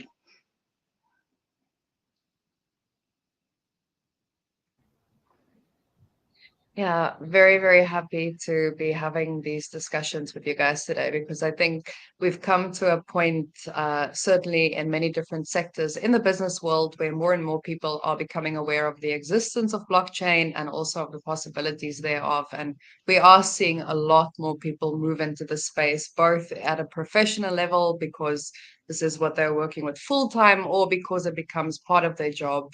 And then, of course, also in a personal capacity, because there have been times when you couldn't walk on the street without hearing the word Bitcoin. Of course, now the markets are not reflecting this, so we are not having those experiences as often. But yeah, very happy to just dive right in. So I think, Chris, let's start with you. Speaking of Bitcoin, Bitcoin, we've seen, especially lately, has very much had a impact in terms of how people lose money and they earn money. And that's kind of the key narrative that a lot of people have around the technology, is it's tied to Bitcoin, and that Bitcoin is tied to the markets, the financial markets. But what do you think, what are some of the impacts that Bitcoin can have on businesses beyond just this narrative of, this is a way for people to make money and also to lose money? Is Bitcoin then something that is part of the discussion at all, or should we focus more nuanced, a type of focus in terms of blockchain technology? Blockchain technology is where the technology lies. Where is the divide between these two narratives when it comes to the business world? There's not a major divide here coming in, because blockchain and cryptocurrency, not just Bitcoin, but Ethereum, the altcoins, the stable coins that are out there, are so important because they are the value representation for the blockchain. Now, there are many activities on the blockchain that you can do that don't need to be tokenized, but there are also several that need some sort of financial incentive for people to give their processing power over to the blockchain to develop it. And for businesses to adapt to this system, one is we have computers around the world that are on constantly, that are using up electricity, that are burning through electricity, doing nothing, just sitting in offices, running all night because people don't want to turn their servers off. They don't want to turn off their computers. And as a result, we've got this huge waste here. And businesses need to start using this opportunity to engage with the blockchain, use this dead computer downtime, use it for staking, use it for proof of work or proof of stake or proof of history systems, to allow that processing power to improve the blockchain, because they're spending that electricity anyway. So if they move forward with this is a great opportunity. And the Bitcoin, this is where it wraps back around to Bitcoin or any other currency that is paying people for their processing speed. You have the ability to bring that in and make it work for you, as opposed to just sitting there burning energy.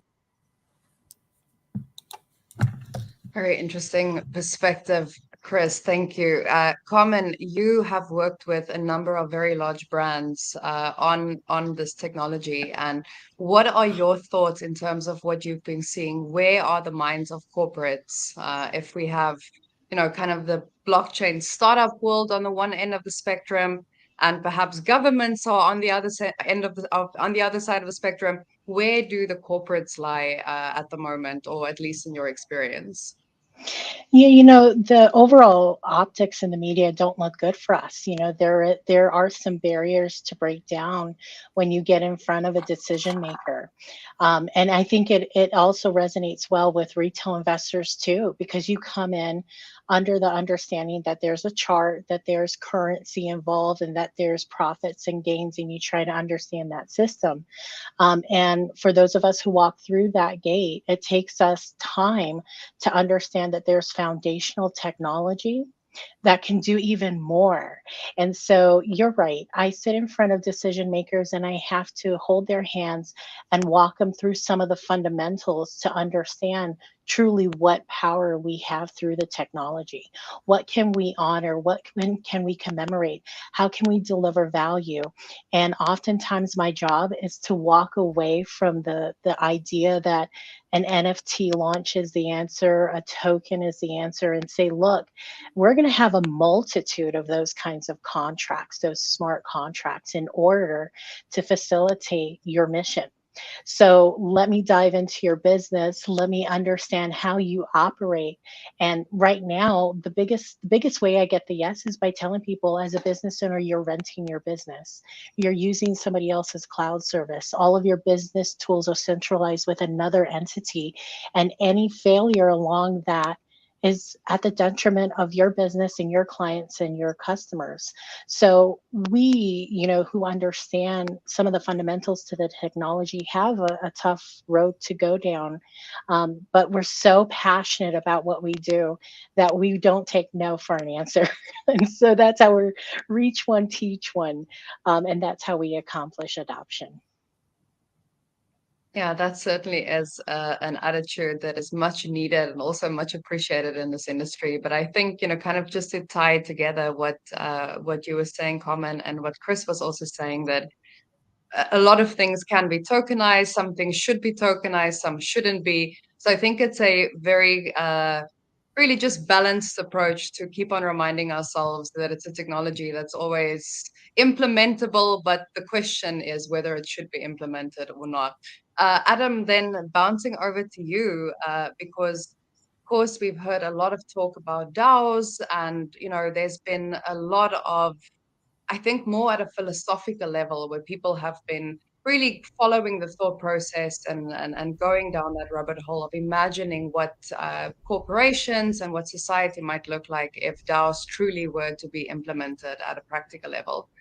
So in terms of where we are in real world adoption, how are countries around the world incorporating laws to really ensure that DAOs also become part of the legal framework? I know your work with the Marshall Islands sounds very pioneering and very innovative, but how far behind or close to where you guys are with this project are other countries? Sure, thank you. So, you know, what makes DAOs different from traditional organizations from a technical perspective is that they tend to track their membership using a token rather than in written documents. They tend to do their voting, their governance on chain instead of in meetings and written documents. And then they can also hold their money on chain instead of holding their money in a bank account.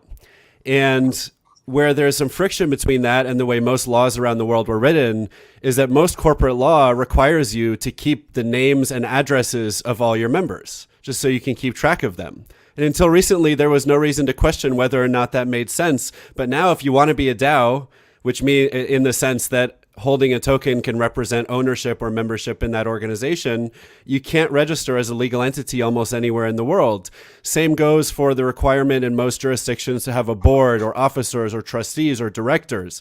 Most DAOs do not have a board. And so if you go create a foundation or a corporation somewhere, you're going to have a board, either independent directors or other directors, which is just not consistent with what most DAOs want. So there are other issues too, and there's a lot of kind of nuance to how the legal systems treat organizations, but DAOs need legal entities. And the reason for that is that legal entities are what protect people from unlimited liability associated with their activity with a group of people. So without a legal entity, and we've seen this with cases including UkiDAO and BZX, governments are coming after DAOs and saying, well, because you didn't incorporate in any way, we're going to hold you, the members of the DAO, the token holders, the voters, personally responsible for the actions of the organization. You could lose your house, right? I mean, this is massive. There's also tax implications of being part of an organization that does not have a legal entity and has not elected a particular tax treatment. And it's the same thing. The individual members can be held liable for the taxes that would otherwise be put on the organization if it had a legal entity and took certain other actions. Finally, even as simple as how does the DAO own its own name, its own brand, its own trademark, right? Unless you have a legal entity, an organization effectively cannot own intellectual property. And same goes if you want to own fiat money or equity in a company, you have to have a legal entity. So what we've done in the Marshall Islands is we've changed the LLC law. We've kind of forked it, to use blockchain native language. We've forked it into a DAO LLC, which has slightly different treatment, that removes some of the other requirements and introduces some new compliance requirements, such as on-chain analytics, to make sure these DAOs are not being used for untoward purposes, while still allowing everyone to be anonymous and not having managers or directors, not having to have paper records, etc. Where the rest of the world is, actually, some states in the United States are trying to do the same thing. Actually, a number of states have passed DAO-specific legislation in the United States. The only problem is that you have the risk of the U.S. federal government potentially, with its existing regulators and laws, and the potential for future crypto unfriendly laws and regulations that are scaring people away from registering in the United States anywhere, even if there's a good DAO law. And then in the rest of the world, I'm not aware of a single country that has passed a DAO-specific legislation. A lot of countries have talked about it and are talking about it. Some countries have said, yeah, bring your DAOs here and form foundations. But to my knowledge, no one else has yet made it to the point that we're at in the Marshall Islands, which is actually passing a series of laws that specifically create an environment for DAOs and Web3 in general, right? Even if you don't consider yourself a DAO, you might not want to have a board if you're working in Web3, or you might want to have some anonymity. So we're looking forward to other countries catching up and doing the same thing, and we want to help them, actually, because I think, you know, innovation around the world is going to drive progress everywhere. But that's what's unique about what we've done in the Marshall Islands. Yeah, I mean, huge congratulations. That is definitely extremely pioneering, and from a government perspective, also very innovative. So yeah, huge congratulations. So maybe just a very short follow-up question. It sounds like there might not be a short-term future for DAOs from a legal perspective. Are you seeing at least a medium or long-term perspective that's a little bit more global than what we are seeing right now? You know, on one hand, I would say it doesn't matter as much as it used to that you have legal entities for DAOs all over the world, because most DAOs are global. Now, there's nothing wrong with, I mean, Austin, Texas DAO is an amazing DAO, Miami Community Radio DAO, and they're going to form legal entities in the United States. There's no reason not to. So aside from, I'd say, a desire to have some competition and have some alternatives doing slightly different things with different regulatory frameworks, we don't necessarily need every country in the world to pass DAO-specific legislation in order for people in their country to found and take part in a DAO. Right? As long as that DAO truly is global in nature, which admittedly, now that I think about it, a lot of DAOs won't be.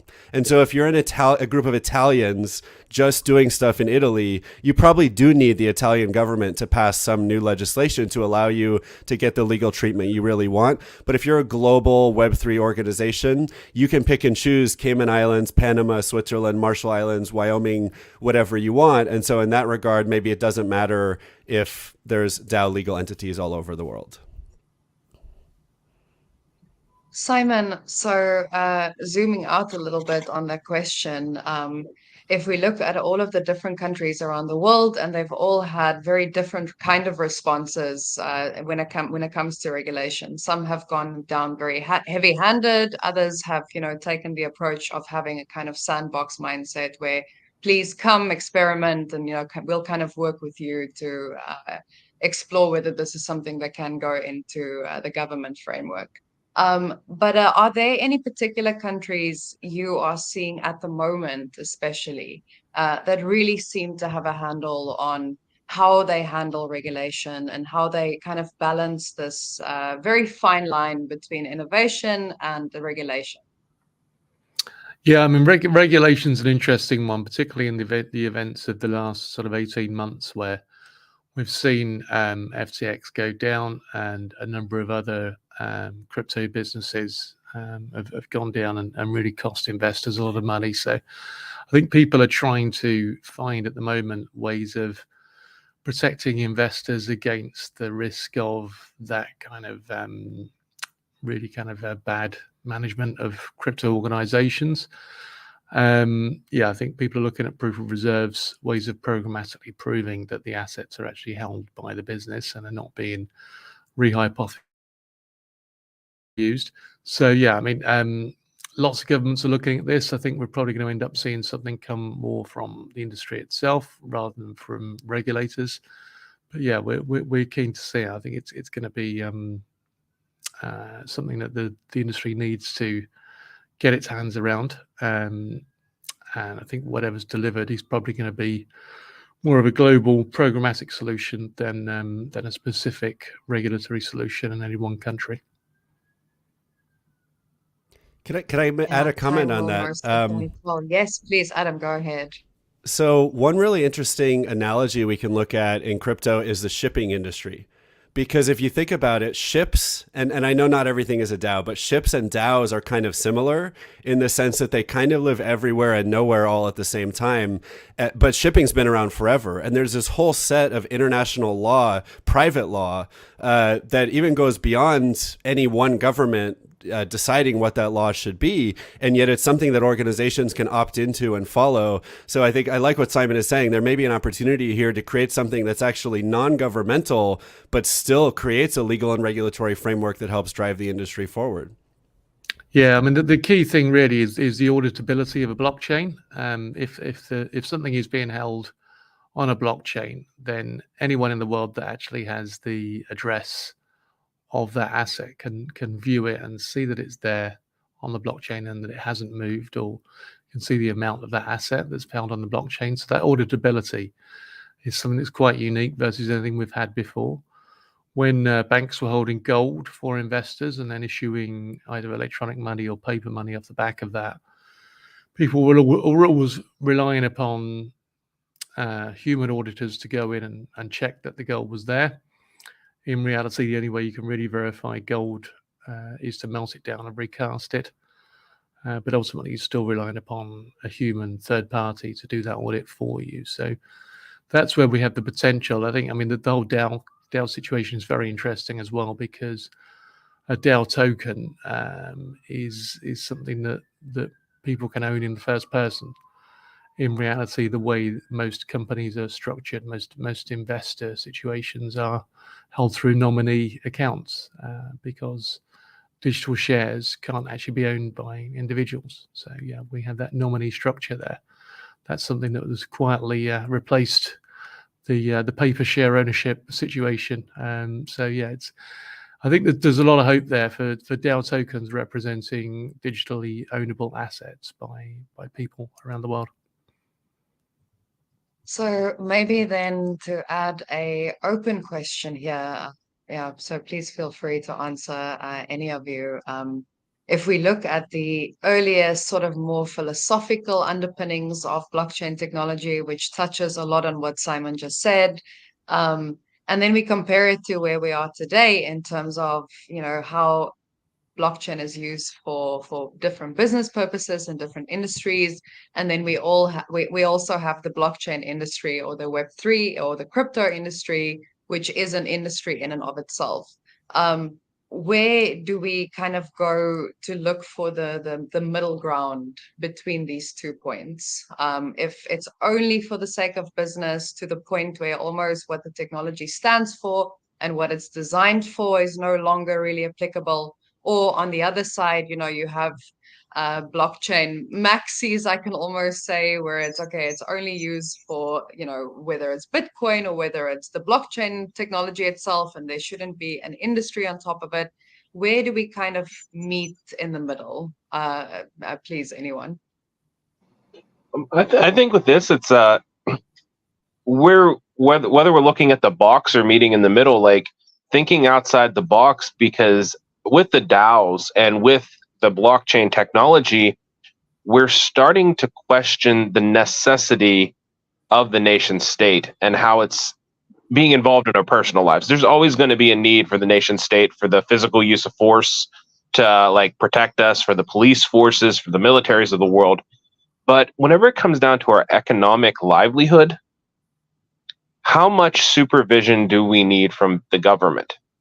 And blockchain and DAOs specifically, they take that question out of there because the community has an unprecedented level of control, because to a computer, we're all ones and zeros. Now, going the whole way back to Plato, you're looking at what's the problem with democracy. In a democracy, if there are 5 people and you're the one with the bike, guess what? At the end of the vote, you're probably not going to be the one with the bike. However, with the DAOs, when you've got millions and millions of people with equal votes around the world, common sense starts to work in where people say, well, I have what I earned, I want to keep that. And it gives us this ability to have a governance that is actually of the people, by the people, and for the people, because the unions, the political parties, the monopolies aren't involved anymore. And they're giving a voice to the people to how to control their own wealth. And that's really, I think, where we're going. We're not going to meet in the middle. We're meeting somewhere outside of the box. And I mean, at least that's my 2 cents on it. It is definitely a different paradigm. I think that the smart contracts are a very significant part of the revolution. The fact that you can have a hard-coded reward system, which doesn't need to fall back upon a legal system, is significant. You know, as long as the code says that somebody will be rewarded with a crypto asset in certain provable circumstances, and that reward code says so, means that you don't need to fall back upon a legal system to enforce the payment. It simply is that the code is law.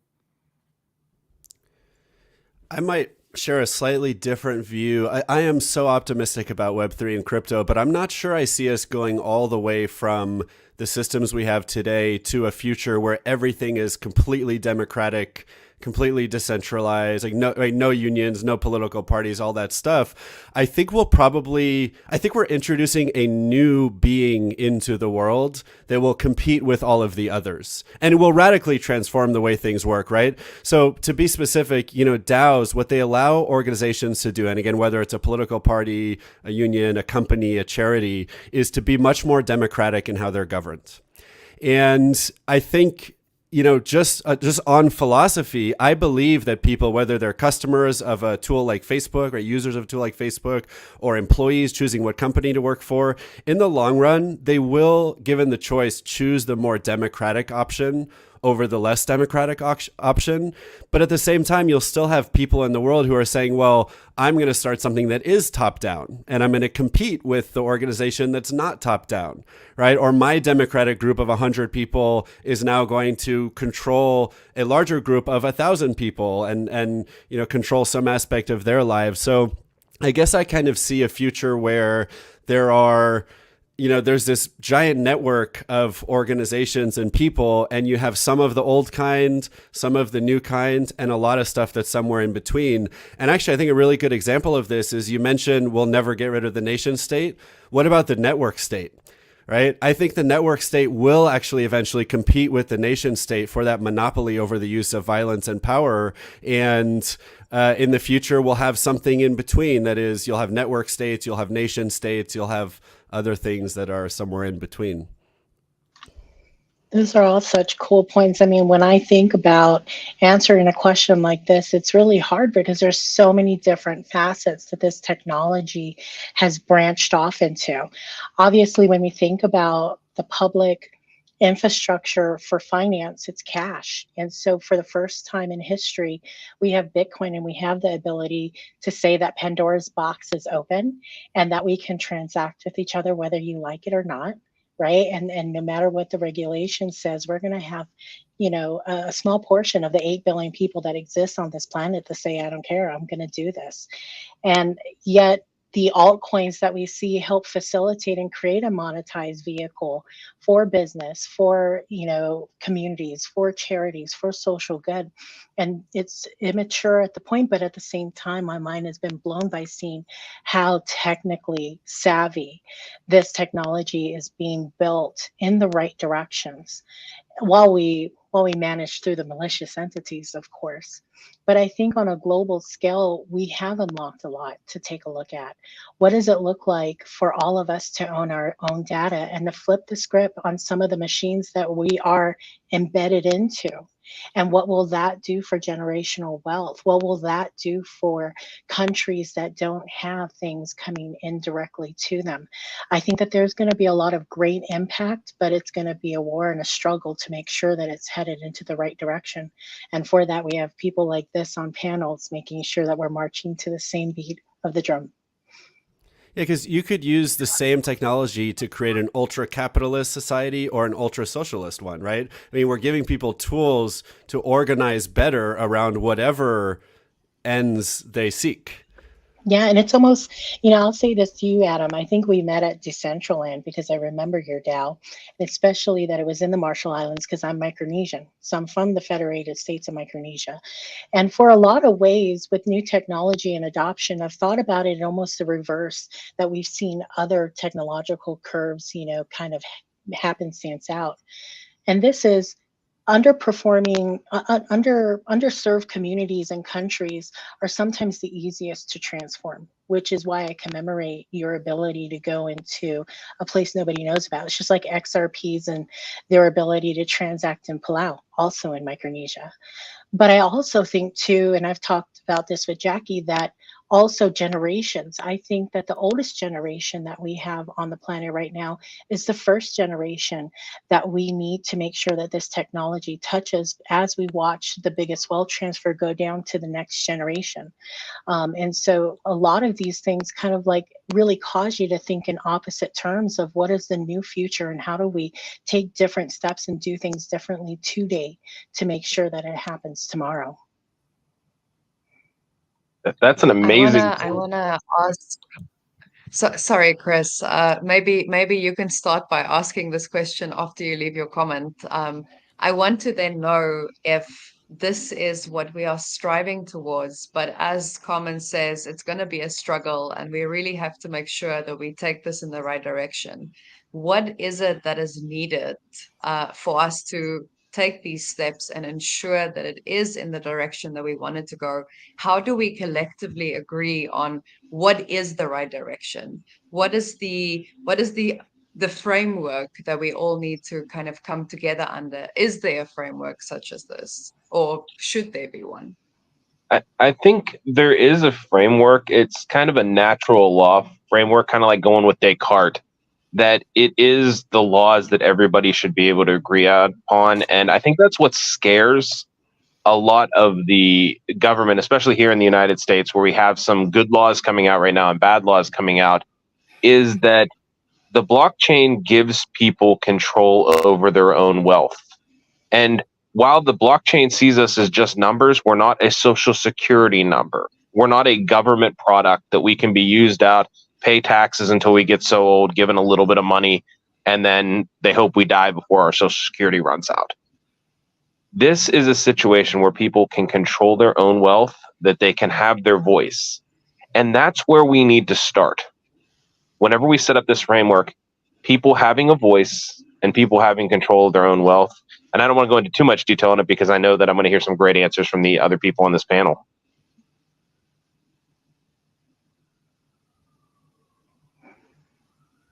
I'll add to that. I'd love to hear your thoughts. Oh, Carmen, go for it. I'll hop in because I think in order for us to move forward for a brighter tomorrow using this technology, I think as a collective community, we have to first prove that the tools can be trusted. So I see so much great tech out there, so many brilliant minds, but I think we need the world's brightest minds, biggest hearts, and deepest pockets to come into here to make sure that we can facilitate making sure that wallets are safe, that exchanges are safe.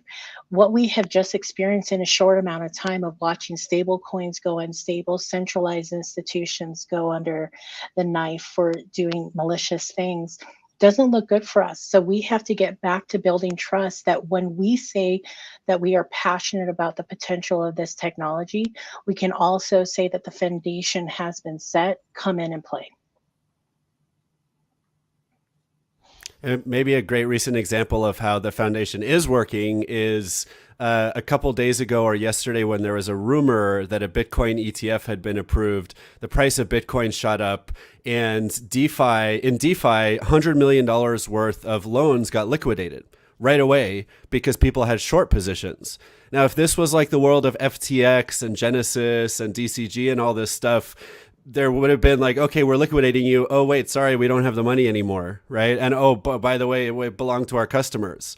So there's definitely a lot of things going wrong, but at the same time, I think it's easy to miss the things that are going really well. I think people underestimate the value of.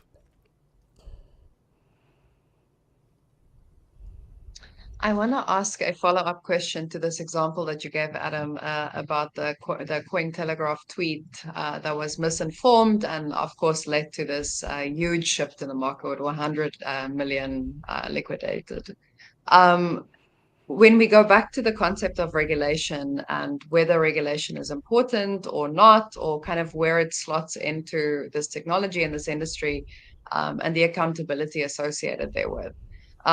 There was a lot of talk in the media about, the movement that the market then ended up taking and because of this tweet, but not so much about the fact that a media publication has the ability to, with one tweet, move the market in that way.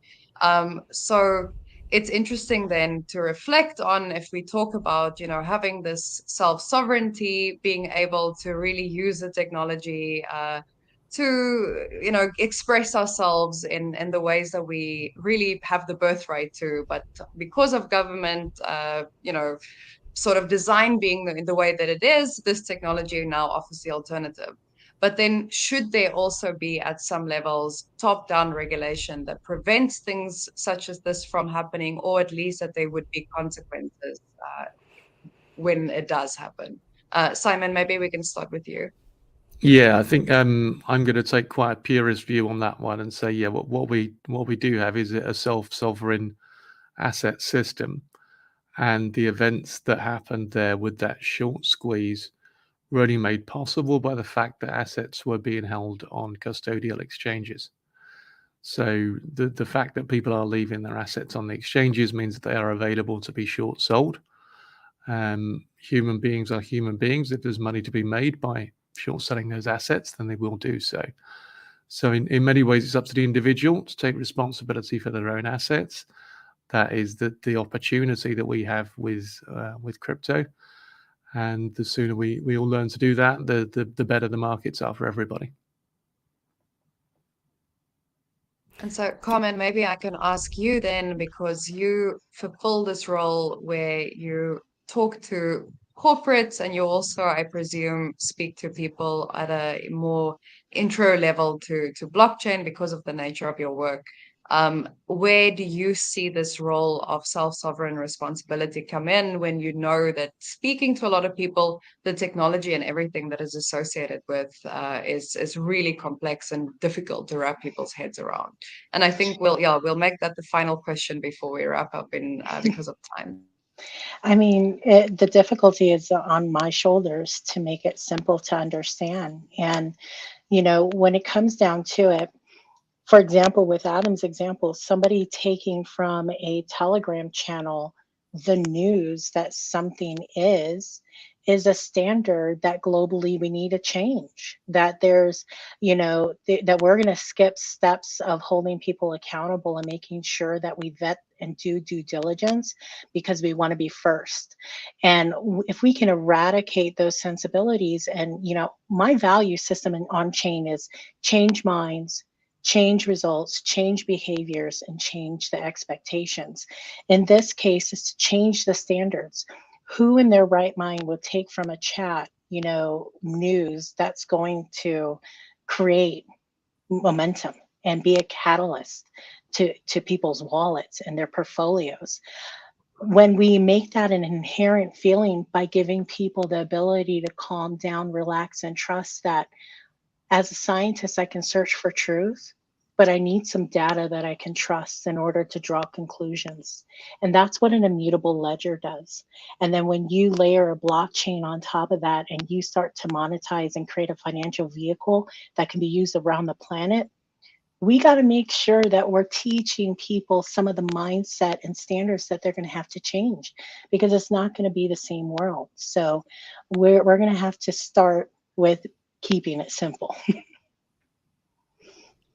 I love the example of knowing what information you can believe or not, because there's some really compelling technology coming out. I mean, everything from a trusted hardware and a camera that has GPS that can sign a message with the location when the photo is taken, so that everyone in the world can verify this picture really did come from side A or side B of a war zone or whatever it is, and that date and time, to using Web3 social to have kind of a chain of custody of where the information first came from, all the way through to when it's posted, right? Just like today in your browser, we don't even look anymore for the little lock that you used to look for to make sure there was a lock before you put your credit card in. Now everyone has the lock, but I think pretty soon there's going to be another little lock that's, you know, red, yellow, or green that tells you whether the information on the page is likely to be, at least there's a chain of custody where someone at the end of the day has signed something, and that's a person that people have listened to in the past, or they'll get penalized if it turns out it's fake news or false information.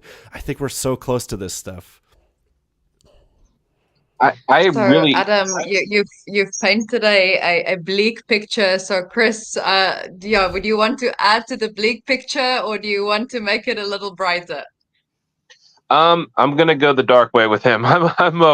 As a journalist, I mean, I write for a national newspaper. I write for several of them. I've been featured in a lot of big journals, and there's a level of accountability for academics where if I would go on Harvard Business Review or something like that and say something that is completely asinine, my department chair is going to hold me accountable for that. In the United States, we don't have that same standard for journalists. We're treating journalists like meme lords, where they can put out whatever they want to get people excited because they want that sweep. And there was a day when if you were a journalist, you could be held accountable for putting something false out. But it has gotten to where if you turn on Fox News or CNN or MSNBC and look at the actual content of what is considered news by the station versus what is opinion pieces, you're going to find that there's about 3 hours of news on each of those stations each day. And a lot of that news is even arguable. Whereas if you look at the medium-sized news networks out there, NRN or like even something as much as I don't like the Huffington Post, like they have some accountability. And whenever you let, I guess, the media get too big, where you have a monopoly where there are only 5 companies that own all of the media outlets in the United States and around most of the world, where is the accountability? When does it become, where's the line between media and the Department of Propaganda? And until people out on the street see where that line is, and I think the world's waking up to that, so maybe it is getting a little bit brighter, the dawn is coming, but until we see that, people are still going to say, well, if that were true, I would have heard it on the news. And that's the scariest thing that you can hear a person say in the world today. Because we saw, like, at the beginning of COVID, like people being like, oh, if you do this, it'll fix you completely. Or if you inject yourself with chlorine, it'll fix you completely. And they saw it on some news site. And who was held accountable for that? And that's really the question. They're blaming crypto for all these problems. Sam Bankman-Fried got out of jail, and while he was still in jail, was making another scam. Who was accountable for watching over his shoulder? We know the guy's name. He's down there in a 3-letter agency in Washington, D.C., and there's one congressman in the country asking for him to be held accountable, and the rest of the country is just looking the other way. So I think we've had some great discussions on this panel. Simon, I'm just going to ask you to do a quick wrap up on a future thing that you see happening within our blockchain world. I know that you've been involved in a lot of different things. So a really quick wrap up, because almost everyone on this panel has had a chance, but you're the last one standing. So what would you like to share? So yeah, just referencing something you said there, Chris, with regards to the media and COVID, something that I think was probably quite well underreported was the fact that a lot of internet media services, be they newspapers or video feeds, actually went behind a paywall just as COVID got started. So it was a real opportunity for those organizations to monetize, through a situation of adversity. Are going to see with crypto is the opportunity to have pay-as-you-go media using microtransactions. So when you want to read an article and they try to force you into a subscription, quite often offering you a free trial, which you're going to forget about and end up paying for, you can have instead a low-cost crypto transaction where you can pay for individual items of media without getting tied into a subscription for those feeds. Nadja, I want to ask you this. You're a digital nomad. You've traveled the world. You do business all around the world. What do you see? Because I know you're very insightful. And so I'll let you end the panel discussion, because this whole time with this education summit, we've had so many wonderful conversations. So what kind of wrap up would you like to share? Yeah, I mean, I think we've had a very interesting panel, kind of just where we started off to end it, where we ended up, really just shows how much nuance there is to these discussions, to this technology, to this industry, and really to all of the industries that it touches. And I think the one thing really to take away from this is, this quote, I think it's a Spider-Man quote, with great power comes great responsibility. And I think ultimately that is the one thing that comes to mind, because whether the future of this technology and its involvement in our everyday lives are in the hands of regulators, whether it's in the hands of businesses, whether it's in the hands of individuals, ultimately it comes down to having accountability, having a responsibility, really having a vision for where things are going, and also then having the power and the ability to take it in that direction. And ultimately, I think it's an open question whether we are going in exactly the right direction that we want to go. But I think, as Adam touched on, Adam, just to kind of encapsulate here, when I said earlier about having a bleak perspective, it was more in the case that, in the sense that things can get to the level where we need to kind of, put the things over our computers. But then also something positive to take away from that is that we do still have the power and the ability, for example, to cover it over, to make the choices as much as we are able to make choices confined within the boundaries that we are in. So yeah, really that, I think, just to end off the panel, and then maybe then just to, at a larger scale end of the conversation as well, is it really ultimately depends on each and every one of us, where our contributions are going to lead us. So thank you very much, everyone, for a really insightful panel. I actually have to go back and listen to it myself, and I would invite people to do the same, because I think there were lots of gems and nuggets in there for different people to take away.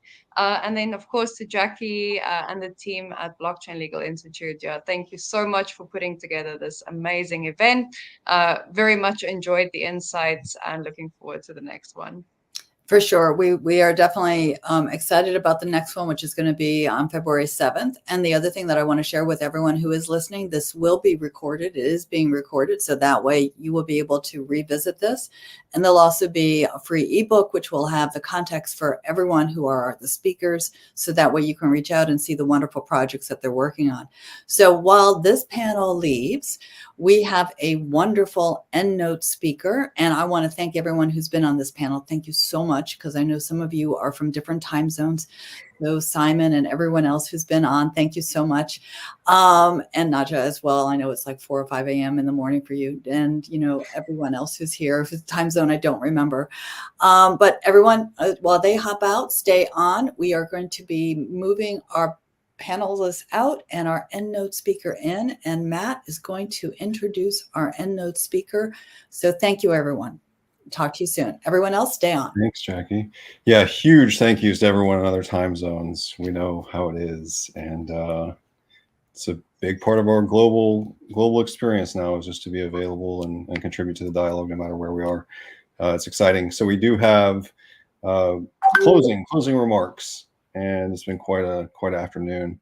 We're here on the East Coast. There he is. This is a friend of ours and an educator, and someone that has their eye both on the community by operating a DAO, and a real DAO doing real things. I don't want to say any more than that, other than check out the ED3 DAO if you want to see a great community at work. And also involved in, let's call it like some of the U.S. discussion about policy and regulation. So Mike, thank you for being here. You're on mute, but get off mute and maybe introduce yourself, and then give us some of your thoughts on what you heard tonight. Yeah, thank you so much, Matt and Jackie, for putting this together. I had an opportunity to listen to all the panels this evening, and a couple of things that just immediately stand out to me, and that is that as we walk through sort of this intersection between law, technology, and social good, these conversations just reinforced how critical the connection is between policy, regulation, and the transformative power of blockchain. Our conversations spanned everything from the potential for blockchain to transform media and technology in media, to nations who are really pioneering pace for blockchain regulation in the financial sector, to how blockchain can be leveraged for public goods. And it's painted a very clear picture of the really expansive opportunities that exist within a well-regulated blockchain framework. And the ripple effects of those frameworks can be not just on the financial sector, but of course on social inclusion as well, particularly in underserved communities. It's really a testament to the transformative power of blockchain.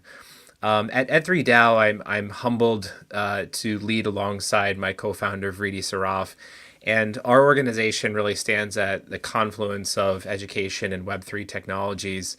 Our mission is very clear, and that is to onboard educators into the world of Web3 by providing them really important knowledge, skills, and dispositions to educate our young minds that are really going to take these new technologies to the next level. But our vision really is moving beyond that. We're moving beyond literacy to begin to look at things like how we can leverage these technology solutions to enhance teaching and learning. And more recently been involved in some advocacy work, both at the federal level with Stand With Crypto, where we joined other founders from across the Web3 ecosystem to meet with policymakers and discuss how a vote for technology in Web3 is not just a vote for NFTs or tokens. It's a vote for innovation and the future that enables us to really transform both finance and society through these new technologies. And so in reflecting on today's conversation, it's really clear that regulatory frameworks are a pivotal part of the blockchain narrative. And to continue to propel that narrative forward, education is really a critical linchpin. And at Ed3DAO, our initiatives really resonate with the spirit of responsible innovation and informed regulation that underpin much of what was being discussed throughout this summit. And so the fusion of law, technology, and education isn't just a distant aspiration, but really a tangible reality we all are collaboratively forging right now. And as builders in Web3, we bear a responsibility to really make these very complex things accessible through education and to foster a culture of understanding and inclusivity that really transcends technical jargon. And it's through education that we can really unlock the potential of blockchain to ensure that it's harnessed not just for technical prowess, but also for its ethical discernment and also societal betterment at its core. And so I leave with this, and really, as we stand on this kind of cusp of a new era of the internet powered by blockchain, the call to action is really compelling. Let's harness the exponential power of blockchain and craft a world where opportunity is not just a right, but not just a privilege, but a right. And where education is a catalyst for economic and societal transformation. Together, we can continue to be the vanguards of change and nurturing a culture of lifelong learning through this curiosity and the remarkable realm of blockchain and beyond. And so, today's conversations, I think, really left for me the clear call to action, and that is that we can't just talk about the future of tomorrow, we have to build it. And so I thank you all for joining us this evening. Once again, thank you, Matt and Jackie, for the opportunity to share some final thoughts on this wonderful event, and look forward to the next one. Well, thank you for that great summary and inspiration. And it'll just be my pleasure to offer Jackie the microphone here to wrap up, and then Ivan can close the broadcast. No, I appreciate, Mike, what you shared. It is about innovation, and it's about education, and it's about making sure that those who don't know understand, so that way they have the research and the resources. And that's why the Blockchain Legal Institute was created. It's a centralized library for decentralized resources. It's not just about the laws, it's about the content. But we have to educate not just the youth, we have to educate the adults. And we're not just about mass adoption, we're about mass education, because in order for creativity to happen, and for some of the topics that actually were discussed on all three panels in terms of privacy, data collection, social good, all of these things can happen. And blockchain is just simply a tool to make it happen. But really, it's a tool. People are involved with any tool and with any business and with any community. And we have to look at what our social problems are and how do we solve them, and how do we use the technology that's available to us to solve it, and not just look at it as a tool that's not going to be helpful. So we have too much going on in our world, and we need to be looking out for each other. So with that, I appreciate everyone who's hopped on live stream. Matt, Mike, again, this has been a great opportunity. There's a lot more conversation that can be had and will be had. And we appreciate everyone who's been on watching. So thank you so much for being on. Have a good night, everybody. Bye. Thanks again. Ciao.